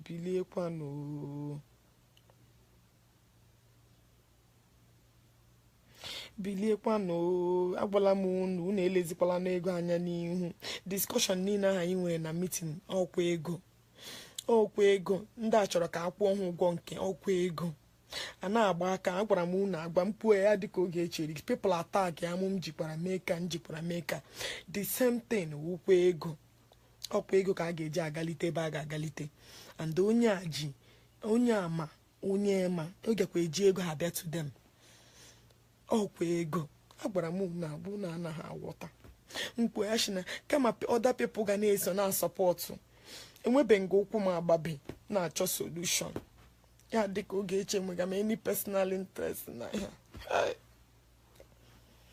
ụmụnne m biliekwanụ before ihe adị too much bilienu unu ga-watch ha nze egbuchicha ụmụnne unu ga-anọ ọ ka dị mma na this white man volunteer onwe ya to help us and thank God ọmadị ndị anyị kwesịrị ka ọ mata onye isi ọcha wepụtara onwe ya or somebody like Steve Jobs Ndị egburu mgbe egburu ndị Biafra iwe were ha. No welitele ishi to help us fight this thing. Ụmụnne m biliekwala nụ. Onye ụlọ ya na-agba ọkụ anaghị achụ oke. Onye ụlọ ya na-agba ọkụ anaghịkwa na-achụ oke. M na-agbakwana unu with the truth. Ndị ahụ unu lewere anya ga-azọpụta unu, ọgwụkwa ha ga-azọpụta unu. Ebe ahụ unu lewere na olileanya unu adịghị ọkwọlibe olileanya unu ga-esi abịa o. Ihe m toro unu wee ilulu. Imagine just to rebuild the other nation. They just built new Israel. Because mbahu give me ha balaga. Gana ebu ha na agba. Chineke oyoro ha ogu. No, God did not fight for them. Until ha realized here that they need to take laws into their hands. Mgbe ha jiri nwere onwe ha.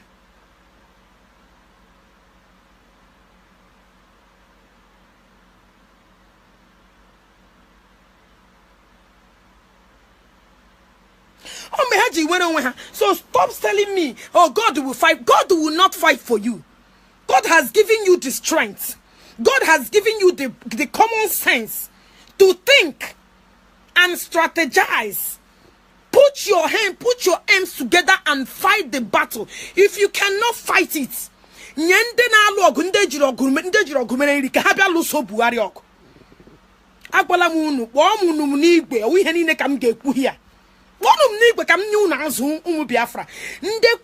if you identify yourself as a Biafran, if you identify yourself as a true Biafran, contact me.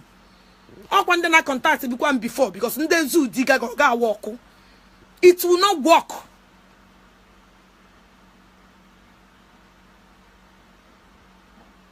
They keep saying, oh, God will come down and fight for us. Imagine our useless mentality. Imagine our primitive understanding.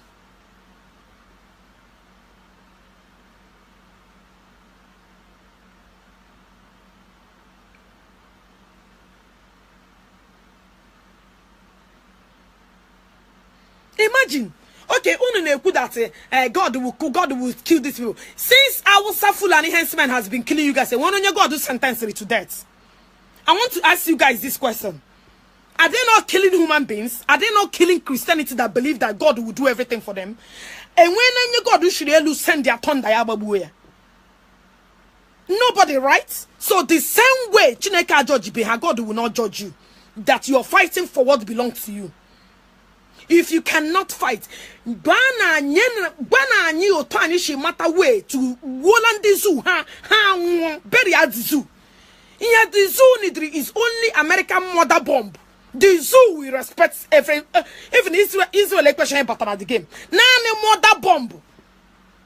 Ka the zoo nidri. Ha cannot do one place. We need to take our issues to them.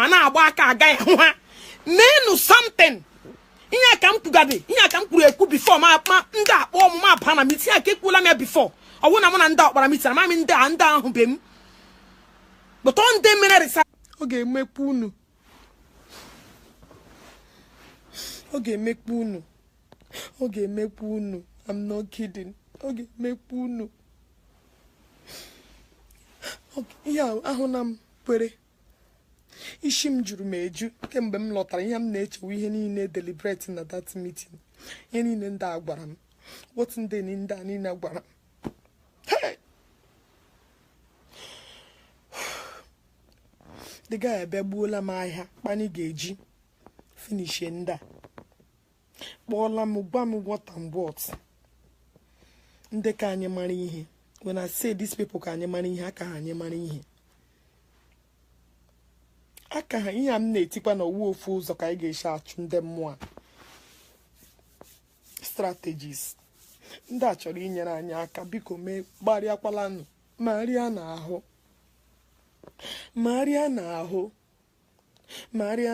biko nụ. Maria na ahụ. American Indians, ha wụ ndị nwe America before. Ndị America ji star. Bana ha eba. Ha wuzi otu mụ na gị na-enwezi dị ihe, nke a wuzi dị enwezi dị ihe place. Ndị America wuzi ndị nwe ya. The man gwara anyị no ihe ga-eme anyị from now to 20 years. Ya wụ na anyị agba ọdụba anyị agba ntụba. Ya wụ na anyị eme the draft. O sechara ya kọwachicha ya ma.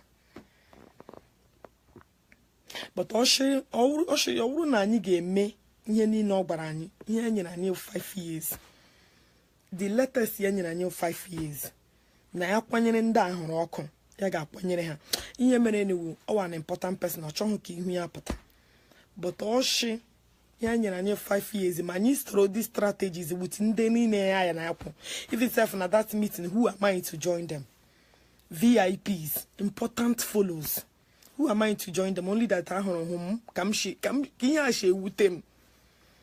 they beyond all these people known on social media that I'm fighting for your rights. Not Nigeria. And when him to Nigeria, I have nothing to regret if I'm not here. That NNAMDI knew. The man is sharing my video on YouTube. Please, whoever that keep sharing my video on YouTube, my dear, thank you so much. Because all game made these things now, without you, this thing, when the particular person now share my video on YouTube, all game minute that you discover him. Even in Gamno, a patient that's it. I want somebody a patient that I'm wearing household enemy. Oh, chai. Before they realize how we're household enemy.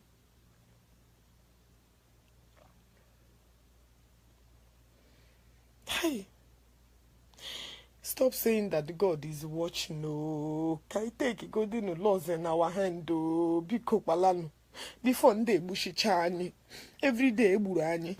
2015 I wipe from mad. 2013 eburu mad.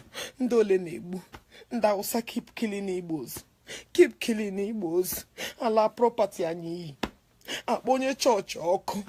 Ebuo Christians. Left and right. You keep saying that God is watching. How long will we sit down and say that God is watching? How long will God watch? Can't you take laws in your hand, Umi Igbo? Hey! Onyeshina ga abasakpanu ya. O ga atutakwa. When you trace all these people in related, let us stop being selfish and being self-centered. Let's do something. Onyola planning one call game. Start planning what you would do. Start planning your own. Konyola bido fight away here. Do your own. Konyola with a strategy. Before you need now, Shecha. None in the guy for the Wotanya knows here. Then in Nigeria. Hey, Ndibo Naga Bankets mini Zohe, Miniru Maboon. Hey, hey, hey, hey. Another dog, another killing. Oh, laying on my wall and reviewing him share pictures. Give me Igweocha. Don't pour her no my. Give me Igweocha. Don't pour her no my. I can't sleep. Hey, Chilek. Case in my matter that this thing has gone out of hand. Yeah, one day Igweocha. I just will discover their body today. How the yesterday? Hey. Came by guy realizing that many are carrier gari. And they, how can we be one Nigeria? Can't tell me how can you live to see your people die? Hey. Hell. And you got basic one on kids you. Only man you can name me. Can you basic one on kitty? Bankete bulani. Ibankita wipe all 500,000 million. Ibankite bulani. Nina. Uno shino no diaspora no name KANU. Uno mansion ni na uno bicha na iba uno ga lota. You guys will not see it again. And again no career Nigeria ga not 2 weeks, 3 weeks balata kwa back to America. Get you get na Nigeria ga na ha kwata wa ya. Here egbuogi. They will finish you.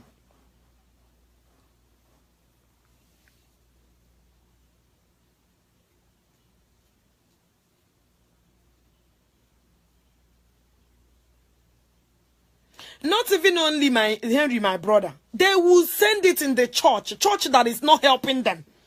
They still contribute it. Okay, na Abamara. Can we have an energy? Remember how many Pentecostals came who put on against this atrocity? In our one that are Pentecostals, the church is Nina Mbaka the thief himself. Onyu he thief himself. He got one no who got all these things. Mbaka got one no who sunda nine I put it today. Is that what you got? Are you telling me that Pastor Christian who got here? Are you telling me or your economy who got these things? Are you telling me that it's not their duty to announce it to the world that these people has been killing people?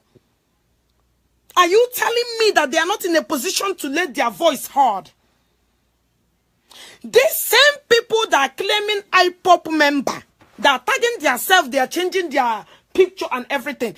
They are the same people that got church. Got what a donation.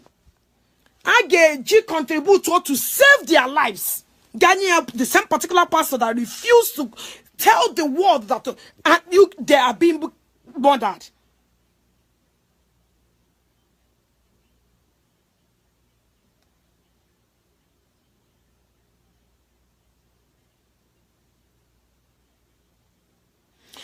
Oh, I can't bagunu. Now they use governor.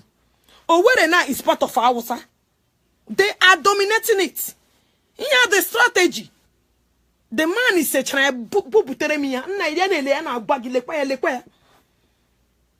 all I name anything so fast. I shall name anything so fast now.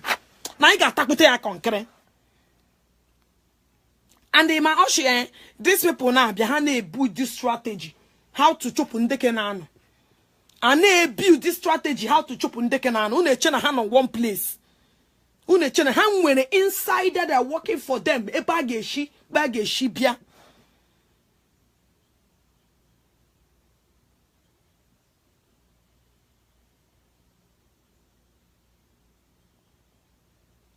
I was sat by ala nkete.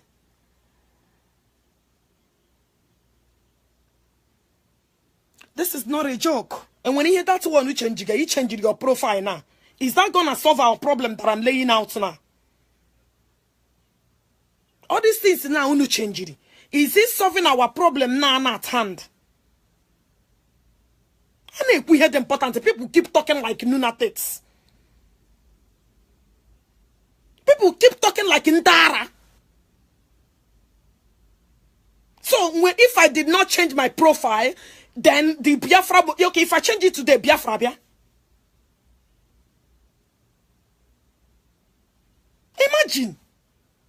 Imagine how the stupid fool. So after you finish changing this thing, what solution are you bringing? We had important in get solution. People stop talking nonsense. So change now. We are now buy shim green white then Biafra.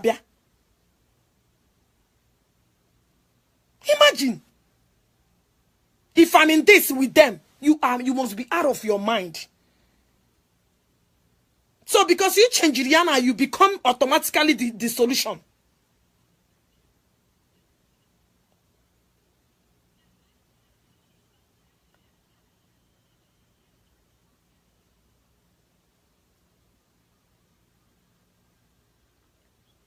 Pretty cheesy. You cannot have your own opinion when I'm being serious. If you don't have anything to contribute to the important here, I will remove you. They have their own opinion. They make sense. They should keep it to themselves. When I will ask for it, I did not ask for their opinion. Imagine that I left whatever I'm doing. Despite the time when I'm in school today, more than 3 hours. Man, on a training, the homeless is Zunabam. Mega travel a lot here. Just because of this struggle. Somebody have been able because of a change in my profile. If I'm in this with them, that I should change my. Imagine Onyara. You see how our people reason.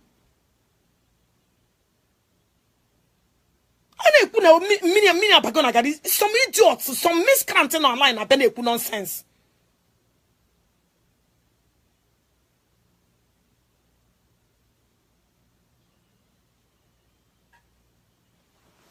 people that I don't have nonsense here. This is the sacrifice in the make. Because I felt asleep yesterday. Please do not now. This is not the time to call me. Pikonu. No, throughout. Flights. That's why I was doing everything, showing everything. I want to because of their status. So don't waste your time calling, trying to ask me. Because I will not. I got my zagi. Okay, I'm worried. Worried that kwako. But my promise, muna get ku besin sim shimitin lota. Mmeponomo. My sister got man ozubana ino na nsogbu. Ehuna hu ni nde diaspora na agba here. Onye olagbata ya ga aru na Nigeria. I am sorry for them. Nda akpa ala nkata. Ya first class information ka mgbaga get this thing. Nda akpa ala nkata. Nde ha ga eji emanya attack o window la Hausa Fulani herdsmen. Ha ga bebido mewa attack, ha ga ebido su one village. Ha chuga chupu na ebe ahụ he were that place. He recruit another people ha bata. Nde ha ga-eji enweta unu wule, governors unu na senate unu. This is their plan. Actually, wipe unu out. That obodo na Igbo. Actually, chop unu na unu your CFO. Ma Dubai, ma Malaysia, ebe owulu unu na imara ma mụ na gị na-ekwu. Gba mụ ka m gwa unu ihe nọ na-emeni. Ihe a m gara mepere ma. That's all unu mepere ma. Ha gbara m ihe ga-eme emebe. Which is what is happening. If you're planning to go back home, know that you're gonna lose it all. But if you're planning to stay here, wherever as your permanent house, and wherever as your permanent, oh no money him. I show me everything. Come swallow my saliva. Let me swallow my saliva. Until you will know that I only pity those who are still living in Biafran land because they are in arms way. Okay, sacrificial lamp. Yes, that's true. Sacrificial lamp. The money you are sending to them will not save them. If we don't do something now, my dear Okula, Henry, na gwaha, hey cheno gechi, e wene many because I'm this spirit bataram ni me manalo these fights. Obahaka. I know Obahaka. The same thing. Kanda burum nan kenke. Ha draftoria, imande ba my they are very smart. Especially in that group here, they go on into politics, mecha henine. Ha drafter me agwam lekwa the strategy these people uji. Akwi manande by ha chori enwe anything ha na plan here 20 years ahead. They're not like us that plan to and finish tomorrow. It's like when they're acting movie ha ana you will remain disabled for the rest of your life. Iga na anu na ni issue onwe gi.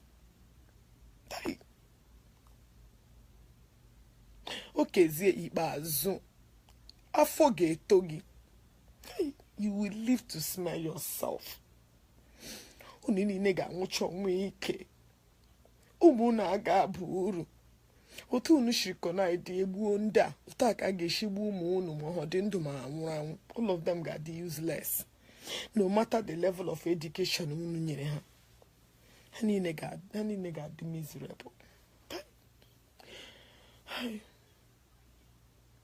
A lot of people believe no oh chai.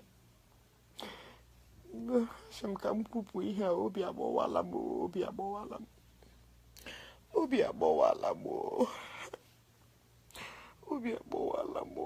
chai. Me buga mushi chapano before these people would know that I'm a household enemy oh chai. Igbo ga-ebuzo nwụchicha before they realize ha nwere household enemy.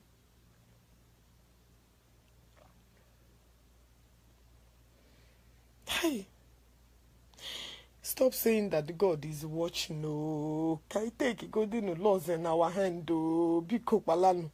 Before they bushicha any every day burani.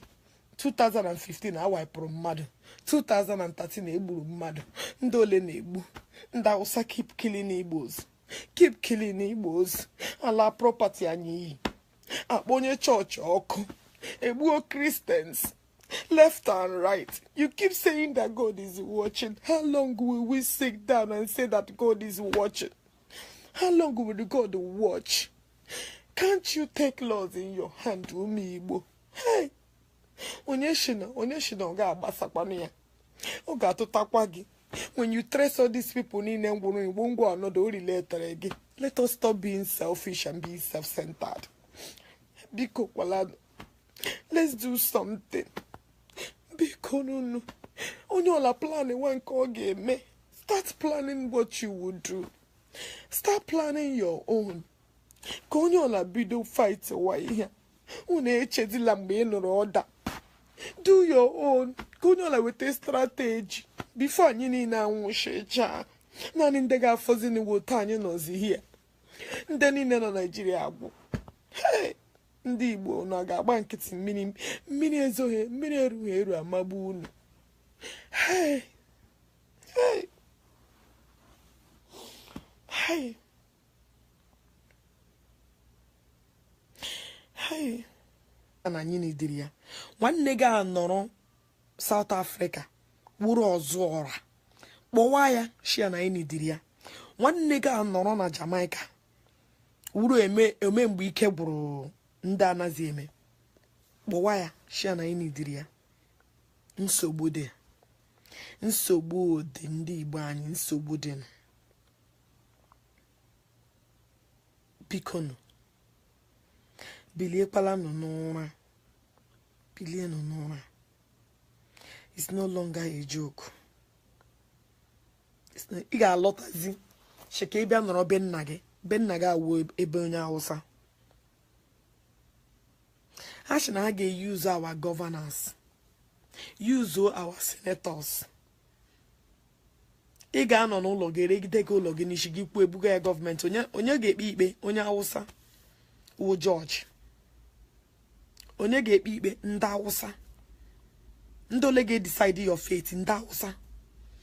Here with the plan ọzọ eji. A ga-anatụcha unu niile. Ya wụ style eji epushite. Awụmega unu n'anya. Ndị ga-eji ala ịma ndị be ka anyị na-asọzi Hausa Fulani herdsmen because of na-ebu. Ha ga-ebido gbuwe.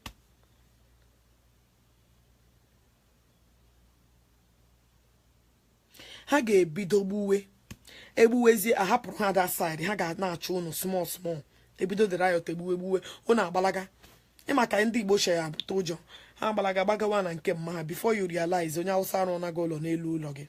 Ihe a wụ the strategy eji eme ya. Anya ndị nọ here nwụchara mansion. Mgbe ị batala mansion ga-agwọ oke ndị Hausa.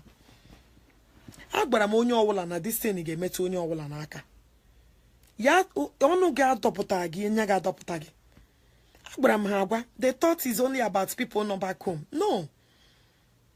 Property gị niile ahụ ịzụchara dowe. Asị gị na-ata ahụ ebe a ga na-azụ ya na-edowe. Ị ga-alọta onye Hausa ewere property gị. Ga-akpọfu ya na court. Onye ga-ekpe ikpe George. Ndị olekwu ha na-azụ ya governors. I nọ in big soup. We need to fight these people fire by fire. All the only thing I get with our Biafran land. Or else.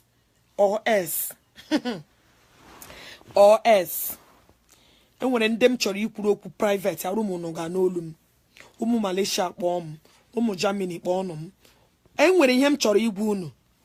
Aga m ekwu ya here. Enwere ihe m chọrọ igwu unu. Achọrọ m ikwu ya here. Kpọọnụ m. Ga-awụ original Biafra onye ji akpọgbu m bifo aga m atọpụrụ gị ọnụ. Ma gwuo onye because ụfọdụ ha ga-achọ ịkpọ ka ebe na anyị n'idiri ya. Nwanne gị anọrọ na London gburu ọzụ ndị obodo. Kpọwa ya shia na anyị n'idiri ya. Nwanne gị anọrọ South Africa gburu ọzụ ọra. Kpọwa ya shia na anyị n'idiri ya. Nwanne gị anọrọ na Jamaica wuru eme mgbe ike gwụrụ ndị anaghị eme. Kpọwa ya shia na anyị n'idiri ya. Nsogbu dị. Nsogbu dị ndị Igbo anyị, nsogbu dị. bikonu bilie kpala no n'ụra bilie no n'ụra. It's no longer a joke. It's not. You got a lot of zi. Sheke bia noro ben nage awo ebe onye Hausa. Ashina ha ga use our governors, use our senators. Ị ga anọ n'ụlọ gị regide ka ụlọ gị n'isi gị kwuo ebuga ya gọọmenti onye ga-ekpe ikpe onye Hausa wụ George. Onye ga-ekpe ikpe ndị Hausa. Ndị ole ga-decide your fate ndị Hausa. Here with the plan of age. I got not to chunu niile. Yeah, will style age push it. I will make go no na. And then that get jolly, man. The beka in answers. I was full and enhancement because of neighbor. I get bidom buwe.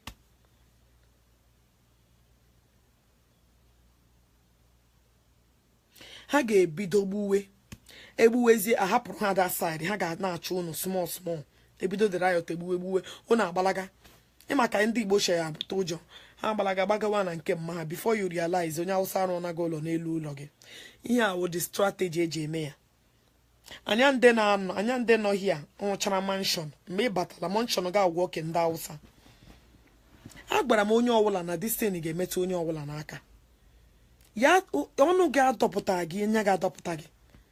Agbara m ha agwa, the thought is only about people not back home. No. Property gị na ahụ ezochara dowe asị gị na-ata ahụ ebe a ga na-azụ ya na-edowe. Ị ga-alọta onye Hausa were property gị. Ga-akpọfu ya na court onye ga-ekpe ikpe George.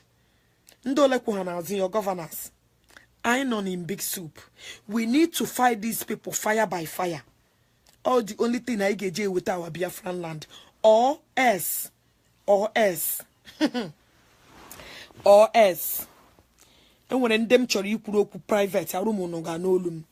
Umu Malaysia kpọọ m, umu Germany kpọọ m. Enwere ihe m chọrọ igwu unu. Aga m ekwu ya here. Enwere ihe m chọrọ igwu unu, achọ m ikwu ya here. Kpọọ m. Ga wu original Biafra onye ji akpọgbu m before aga m atọpụrụ gị ọnụ. Are we keeping quiet watching things go astray?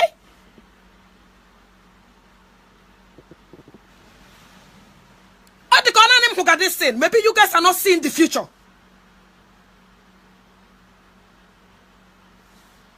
I will pin my number down here.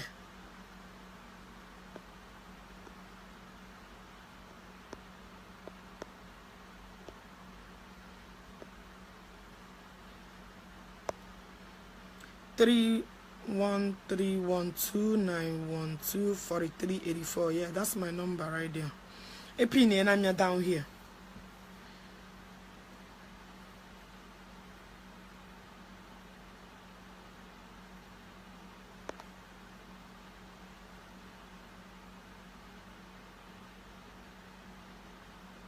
Juha mba fulani na-egbu unu kwenye haslot unu honeji ya nwayo. Do they take it easy? Mba fulani awusa hensman unu kwe ha shitamburu banka hebu ogi. Did they take it easy? Now you are about to possess your possession. Somebody should take it easy. Take it easy on what count? Take it easy that you're watching your people die every day. And you're here telling me that Hageji, over 17 years they started this thing and this Uwazurike bidonake ajunu bogwe gorie goya. Uwazurike will never know no peace. Eba amjere they still talk about that man Uwazurike. No one carry with Rani Biafra. They said oh when you carry with Rani Biafra Uwazurike, but not better for a personal plan. Koba Uwazurike will leave and see Biafra come. I got something from every okay. I got something from a hoji room okay. I got who you come was Rike Ganon. Warrior. Yaje Chaya, I got where house or Imaya. I got Julia house or Imaya. I got Julia house. Anam now what's up? You can still get me on WhatsApp. Una bolam because una amaha call. Una na waka eh. Please send me message. I will reply you. And I'm on a class. ana m arụ ọrụ unu na-akpọ beyond control.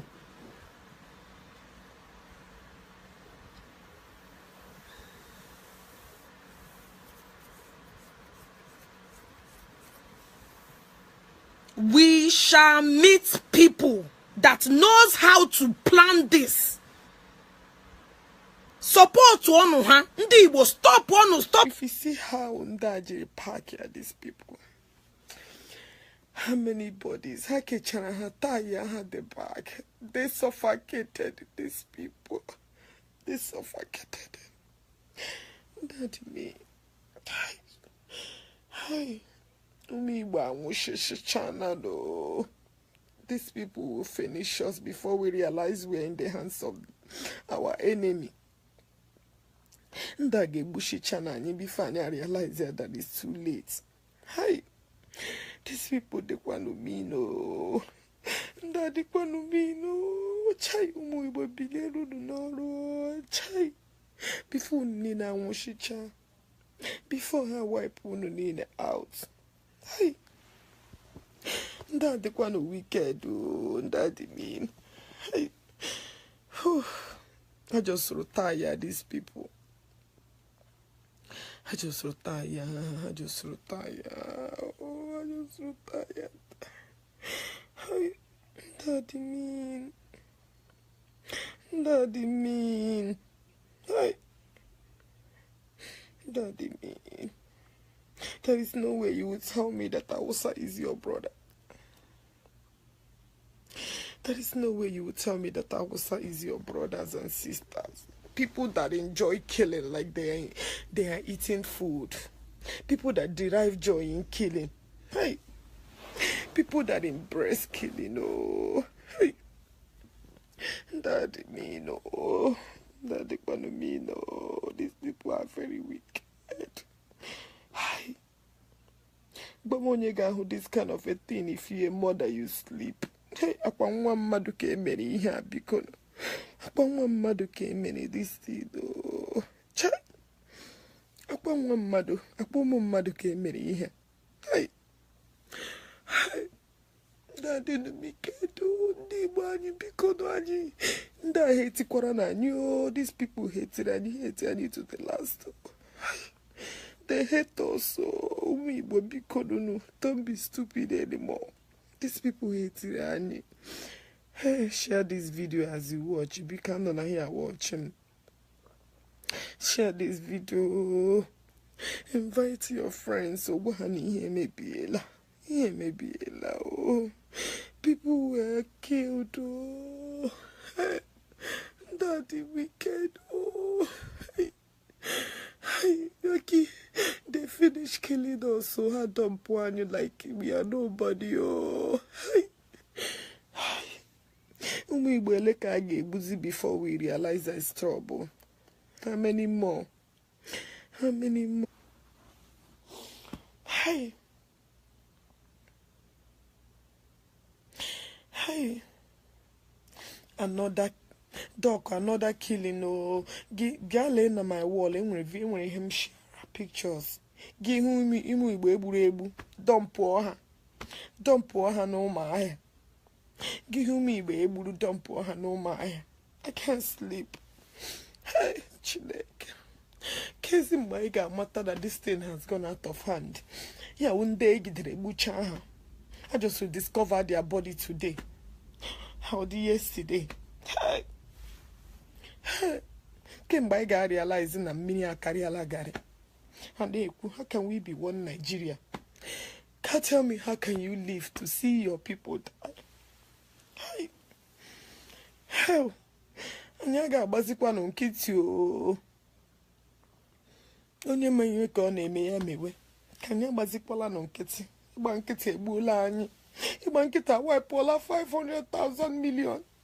Ibankite bulani. Hey. Anya mushi chakwalanu. We are finished. Hey. Oh. We are finished. Ndechori bushi shanyo. Hey. Because you know no name. ndị nne ji mo because unu biliekwala nọ n'ụra before dekwara na anyị too late. You can never be one brothers and one sisters within the Hausa. That is the language they understand. That's the last thing they will understand. They don't know what is peace. Peace doesn't reign in their midst as far as Iwuhonyeke ha. Nda hate each other and hate anyoko. These people hate each other, they hate each to understand the hey, how ala ni Iwo Igbo kega agwula. Kega agwula. It's all about killing, killing, killing, killing. How long will we wait? How long will we withstand this killing? How long will we wait? Because una apugo nanya. And I'm huzikwa. Hey. Oh. How long will we wait? Buhari, how many more will you kill before you know it's over? Hey. Oh.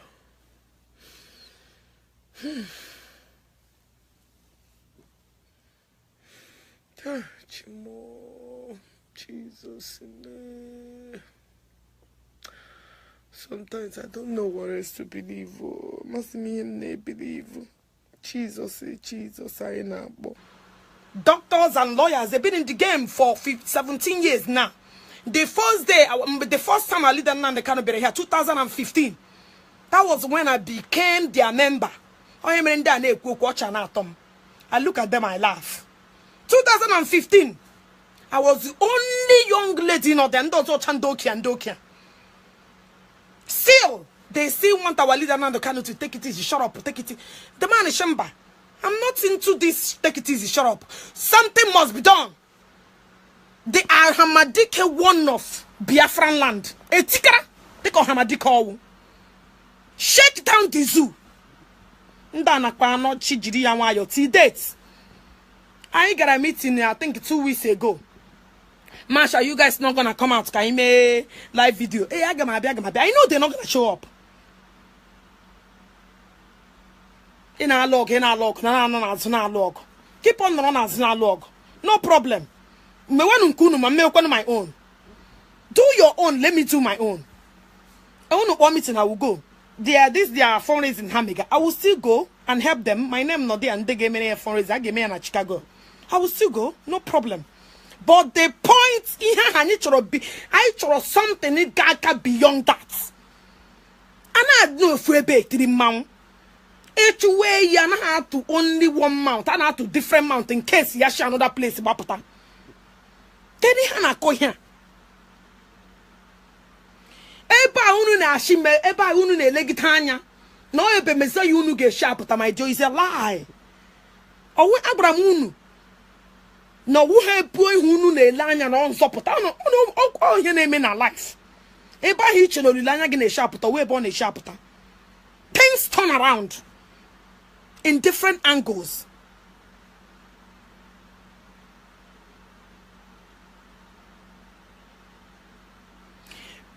In on a United Arab, in on a Germany, in on a South Africa, in on India, in on a Malay. Contact me. It's very, very important. Can go to nama.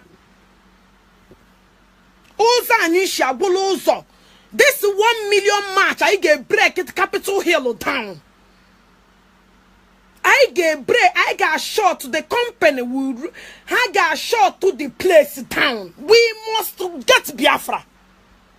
What are you talking about? Or the undo chashiri map ya shim what will happen. My dear, I gave menu. I gave menu ya with all follow with all phobia. With all follow with all phobia with one mind, we will achieve it. To help. We have it. Pidiepalan solution abiakwalano ihe foziri for anyị n'aka. Chineke shi from nowhere to dranya mana n'elu. Mekwalano biko no ikpere m na abu mekwalano. Ko happy idra anyị too late. Ko happy idra anyị too late. Biko arịrịọ ka m na-arịọ unu. wetukwala no mmụọ nke onye ka abara onye ka ga-aba wute ego unu enweghị uru nọ n'ishi azụ. Enweghị uru nọ n'ishi azụ. Biko bilienu n'ụra. Bilienu n'ụra. Ndị gọvanọs iche na ha megbugo anyị. They are also cheating themselves. Because ọ bụrụ na ha ji ntị nụrụ. Hey. But ha baa na aba. They are in deep soup. To come out wu nsogbu. He pụta again wu nsogbu. Ndị Igbo biliekwala nọ n'ụra. Biko onye chọrọ ime ihe ga-adị mma, ihe ga-ama people ebido criticize why. They were rubbish online. They criticize why. Ka ijiri wuo onye ka ije wu member, ka ije wu member. Hey. Hey, ebido criticize. I want somebody na-ele ihe ashi. I got the step an inch ndị akpọrọ m for this thing. I can't remember top ọnụ.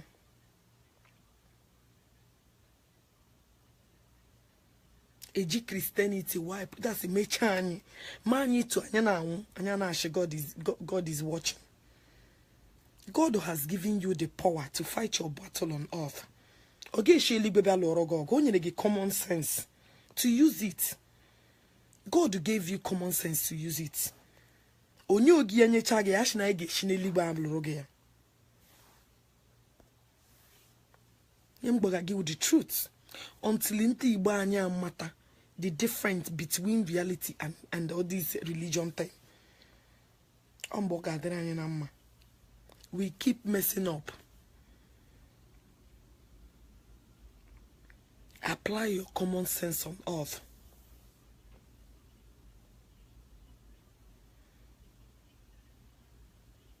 Apply your common sense on earth.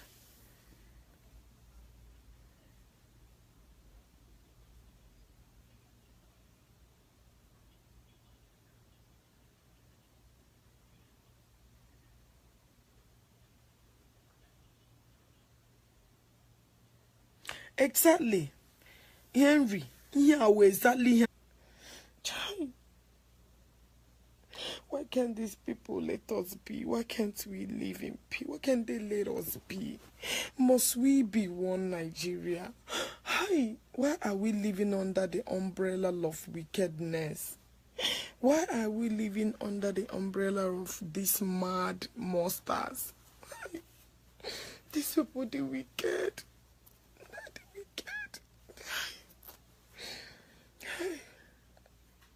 They're the wicked. Hey, these people are very wicked.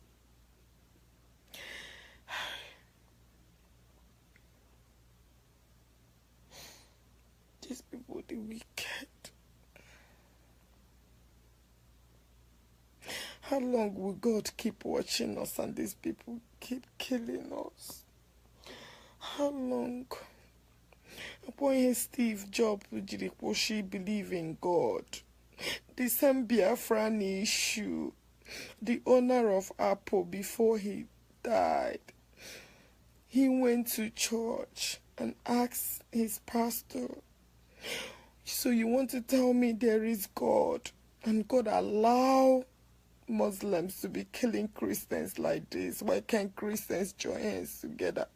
Biafrans lost souls, and we are still losing souls.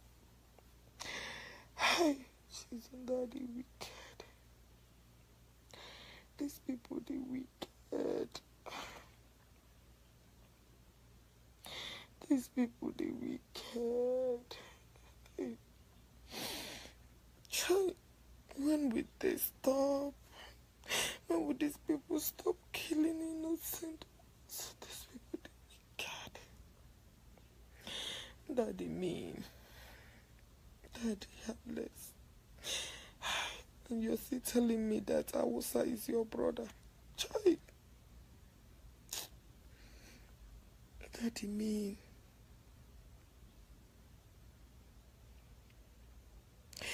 Hi. Look at how many souls they brought. They go in that chapter and emo here today from UMUAHIA. Hi, Daddy mean. These people are wicked. I just don't want to cry, but Daddy wicked. Constant killing. Constant killing. What have we done? Go to my wall. You will see how many people they discover today.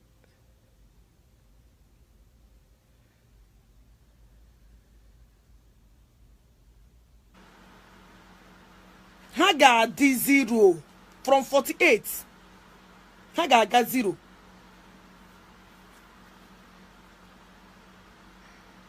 From 48, Haga back to 0.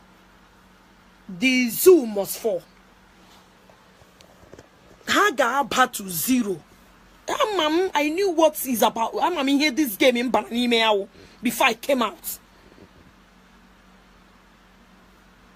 I'm here. 48 means a Jew oge. A Jew oge. That's what it means. 48 means a Jew oge. That's what it means. Okay, Jew. About it.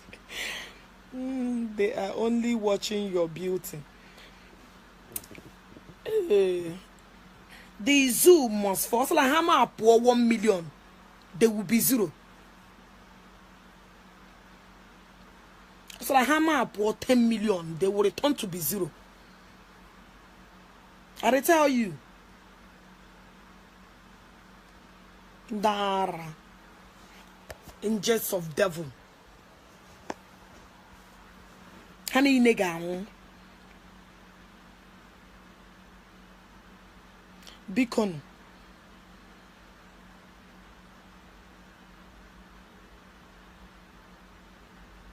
Beacon, my sister and brothers. Beacon. And when I'm class H, can be a moto mlawa. Oh, and when I'm class Chimodo because Che Gila. Cambiala. Then when didn't they distract me? They can't help one mother. I will block them, and I'm around. My blocking button now there.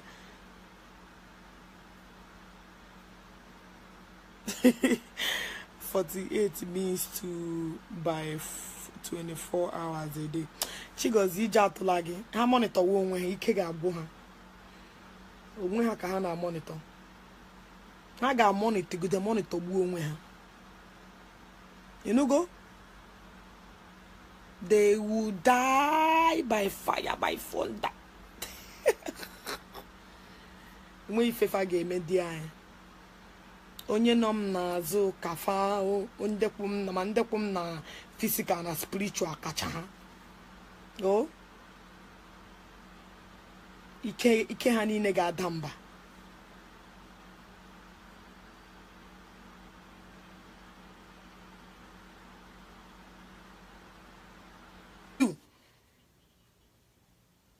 They have their own opinion, they make sense. They should keep it to themselves. When I will ask for it, I did not ask for their opinion. Imagine that I left whatever I'm doing. Despite the time when I'm school today, man, more than 3 hours. Man, on a train, the homeless is Zunabam. Mega travel a lot here. Just because of this struggle. Somebody have been a because of a change in my profile. If I'm in this with them, that I should change my. Imagine Onyara. You see how our people reason.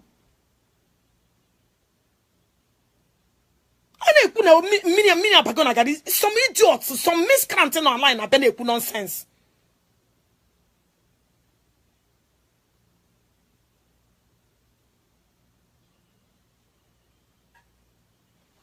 I here. This is the sacrifice in because I felt asleep yesterday.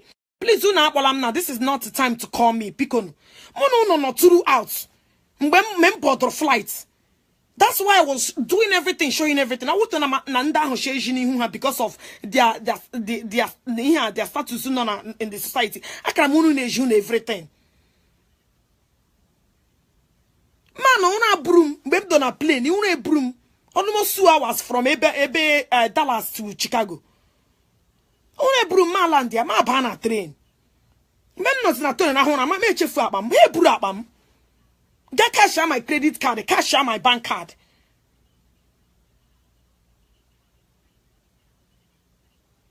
Mother, nonsense and I want to change your profile if you know you're in this struggle with us. Talk that nonsense again and see whether I will not change you permanent. I need solution. I need how to solve problem. And I do nonsense. I need hey, you can be done this one. You're not an IPOP member. Go and register. Okay, register. How far? How markets? Yeah, I show a solution.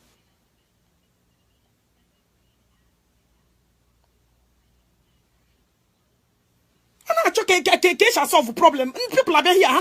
So change then the struggle end there. Can be changed. What have you done? At least do now a live video. Let me follow you without no action. Because now we're here. I'm not in a good mood. Because I'm not in a good mood. I share many people lost their life. Ghana my world. You see how many people able to NNAMDI. This is what I'm talking about here. I need a profile, I need a IPOP member.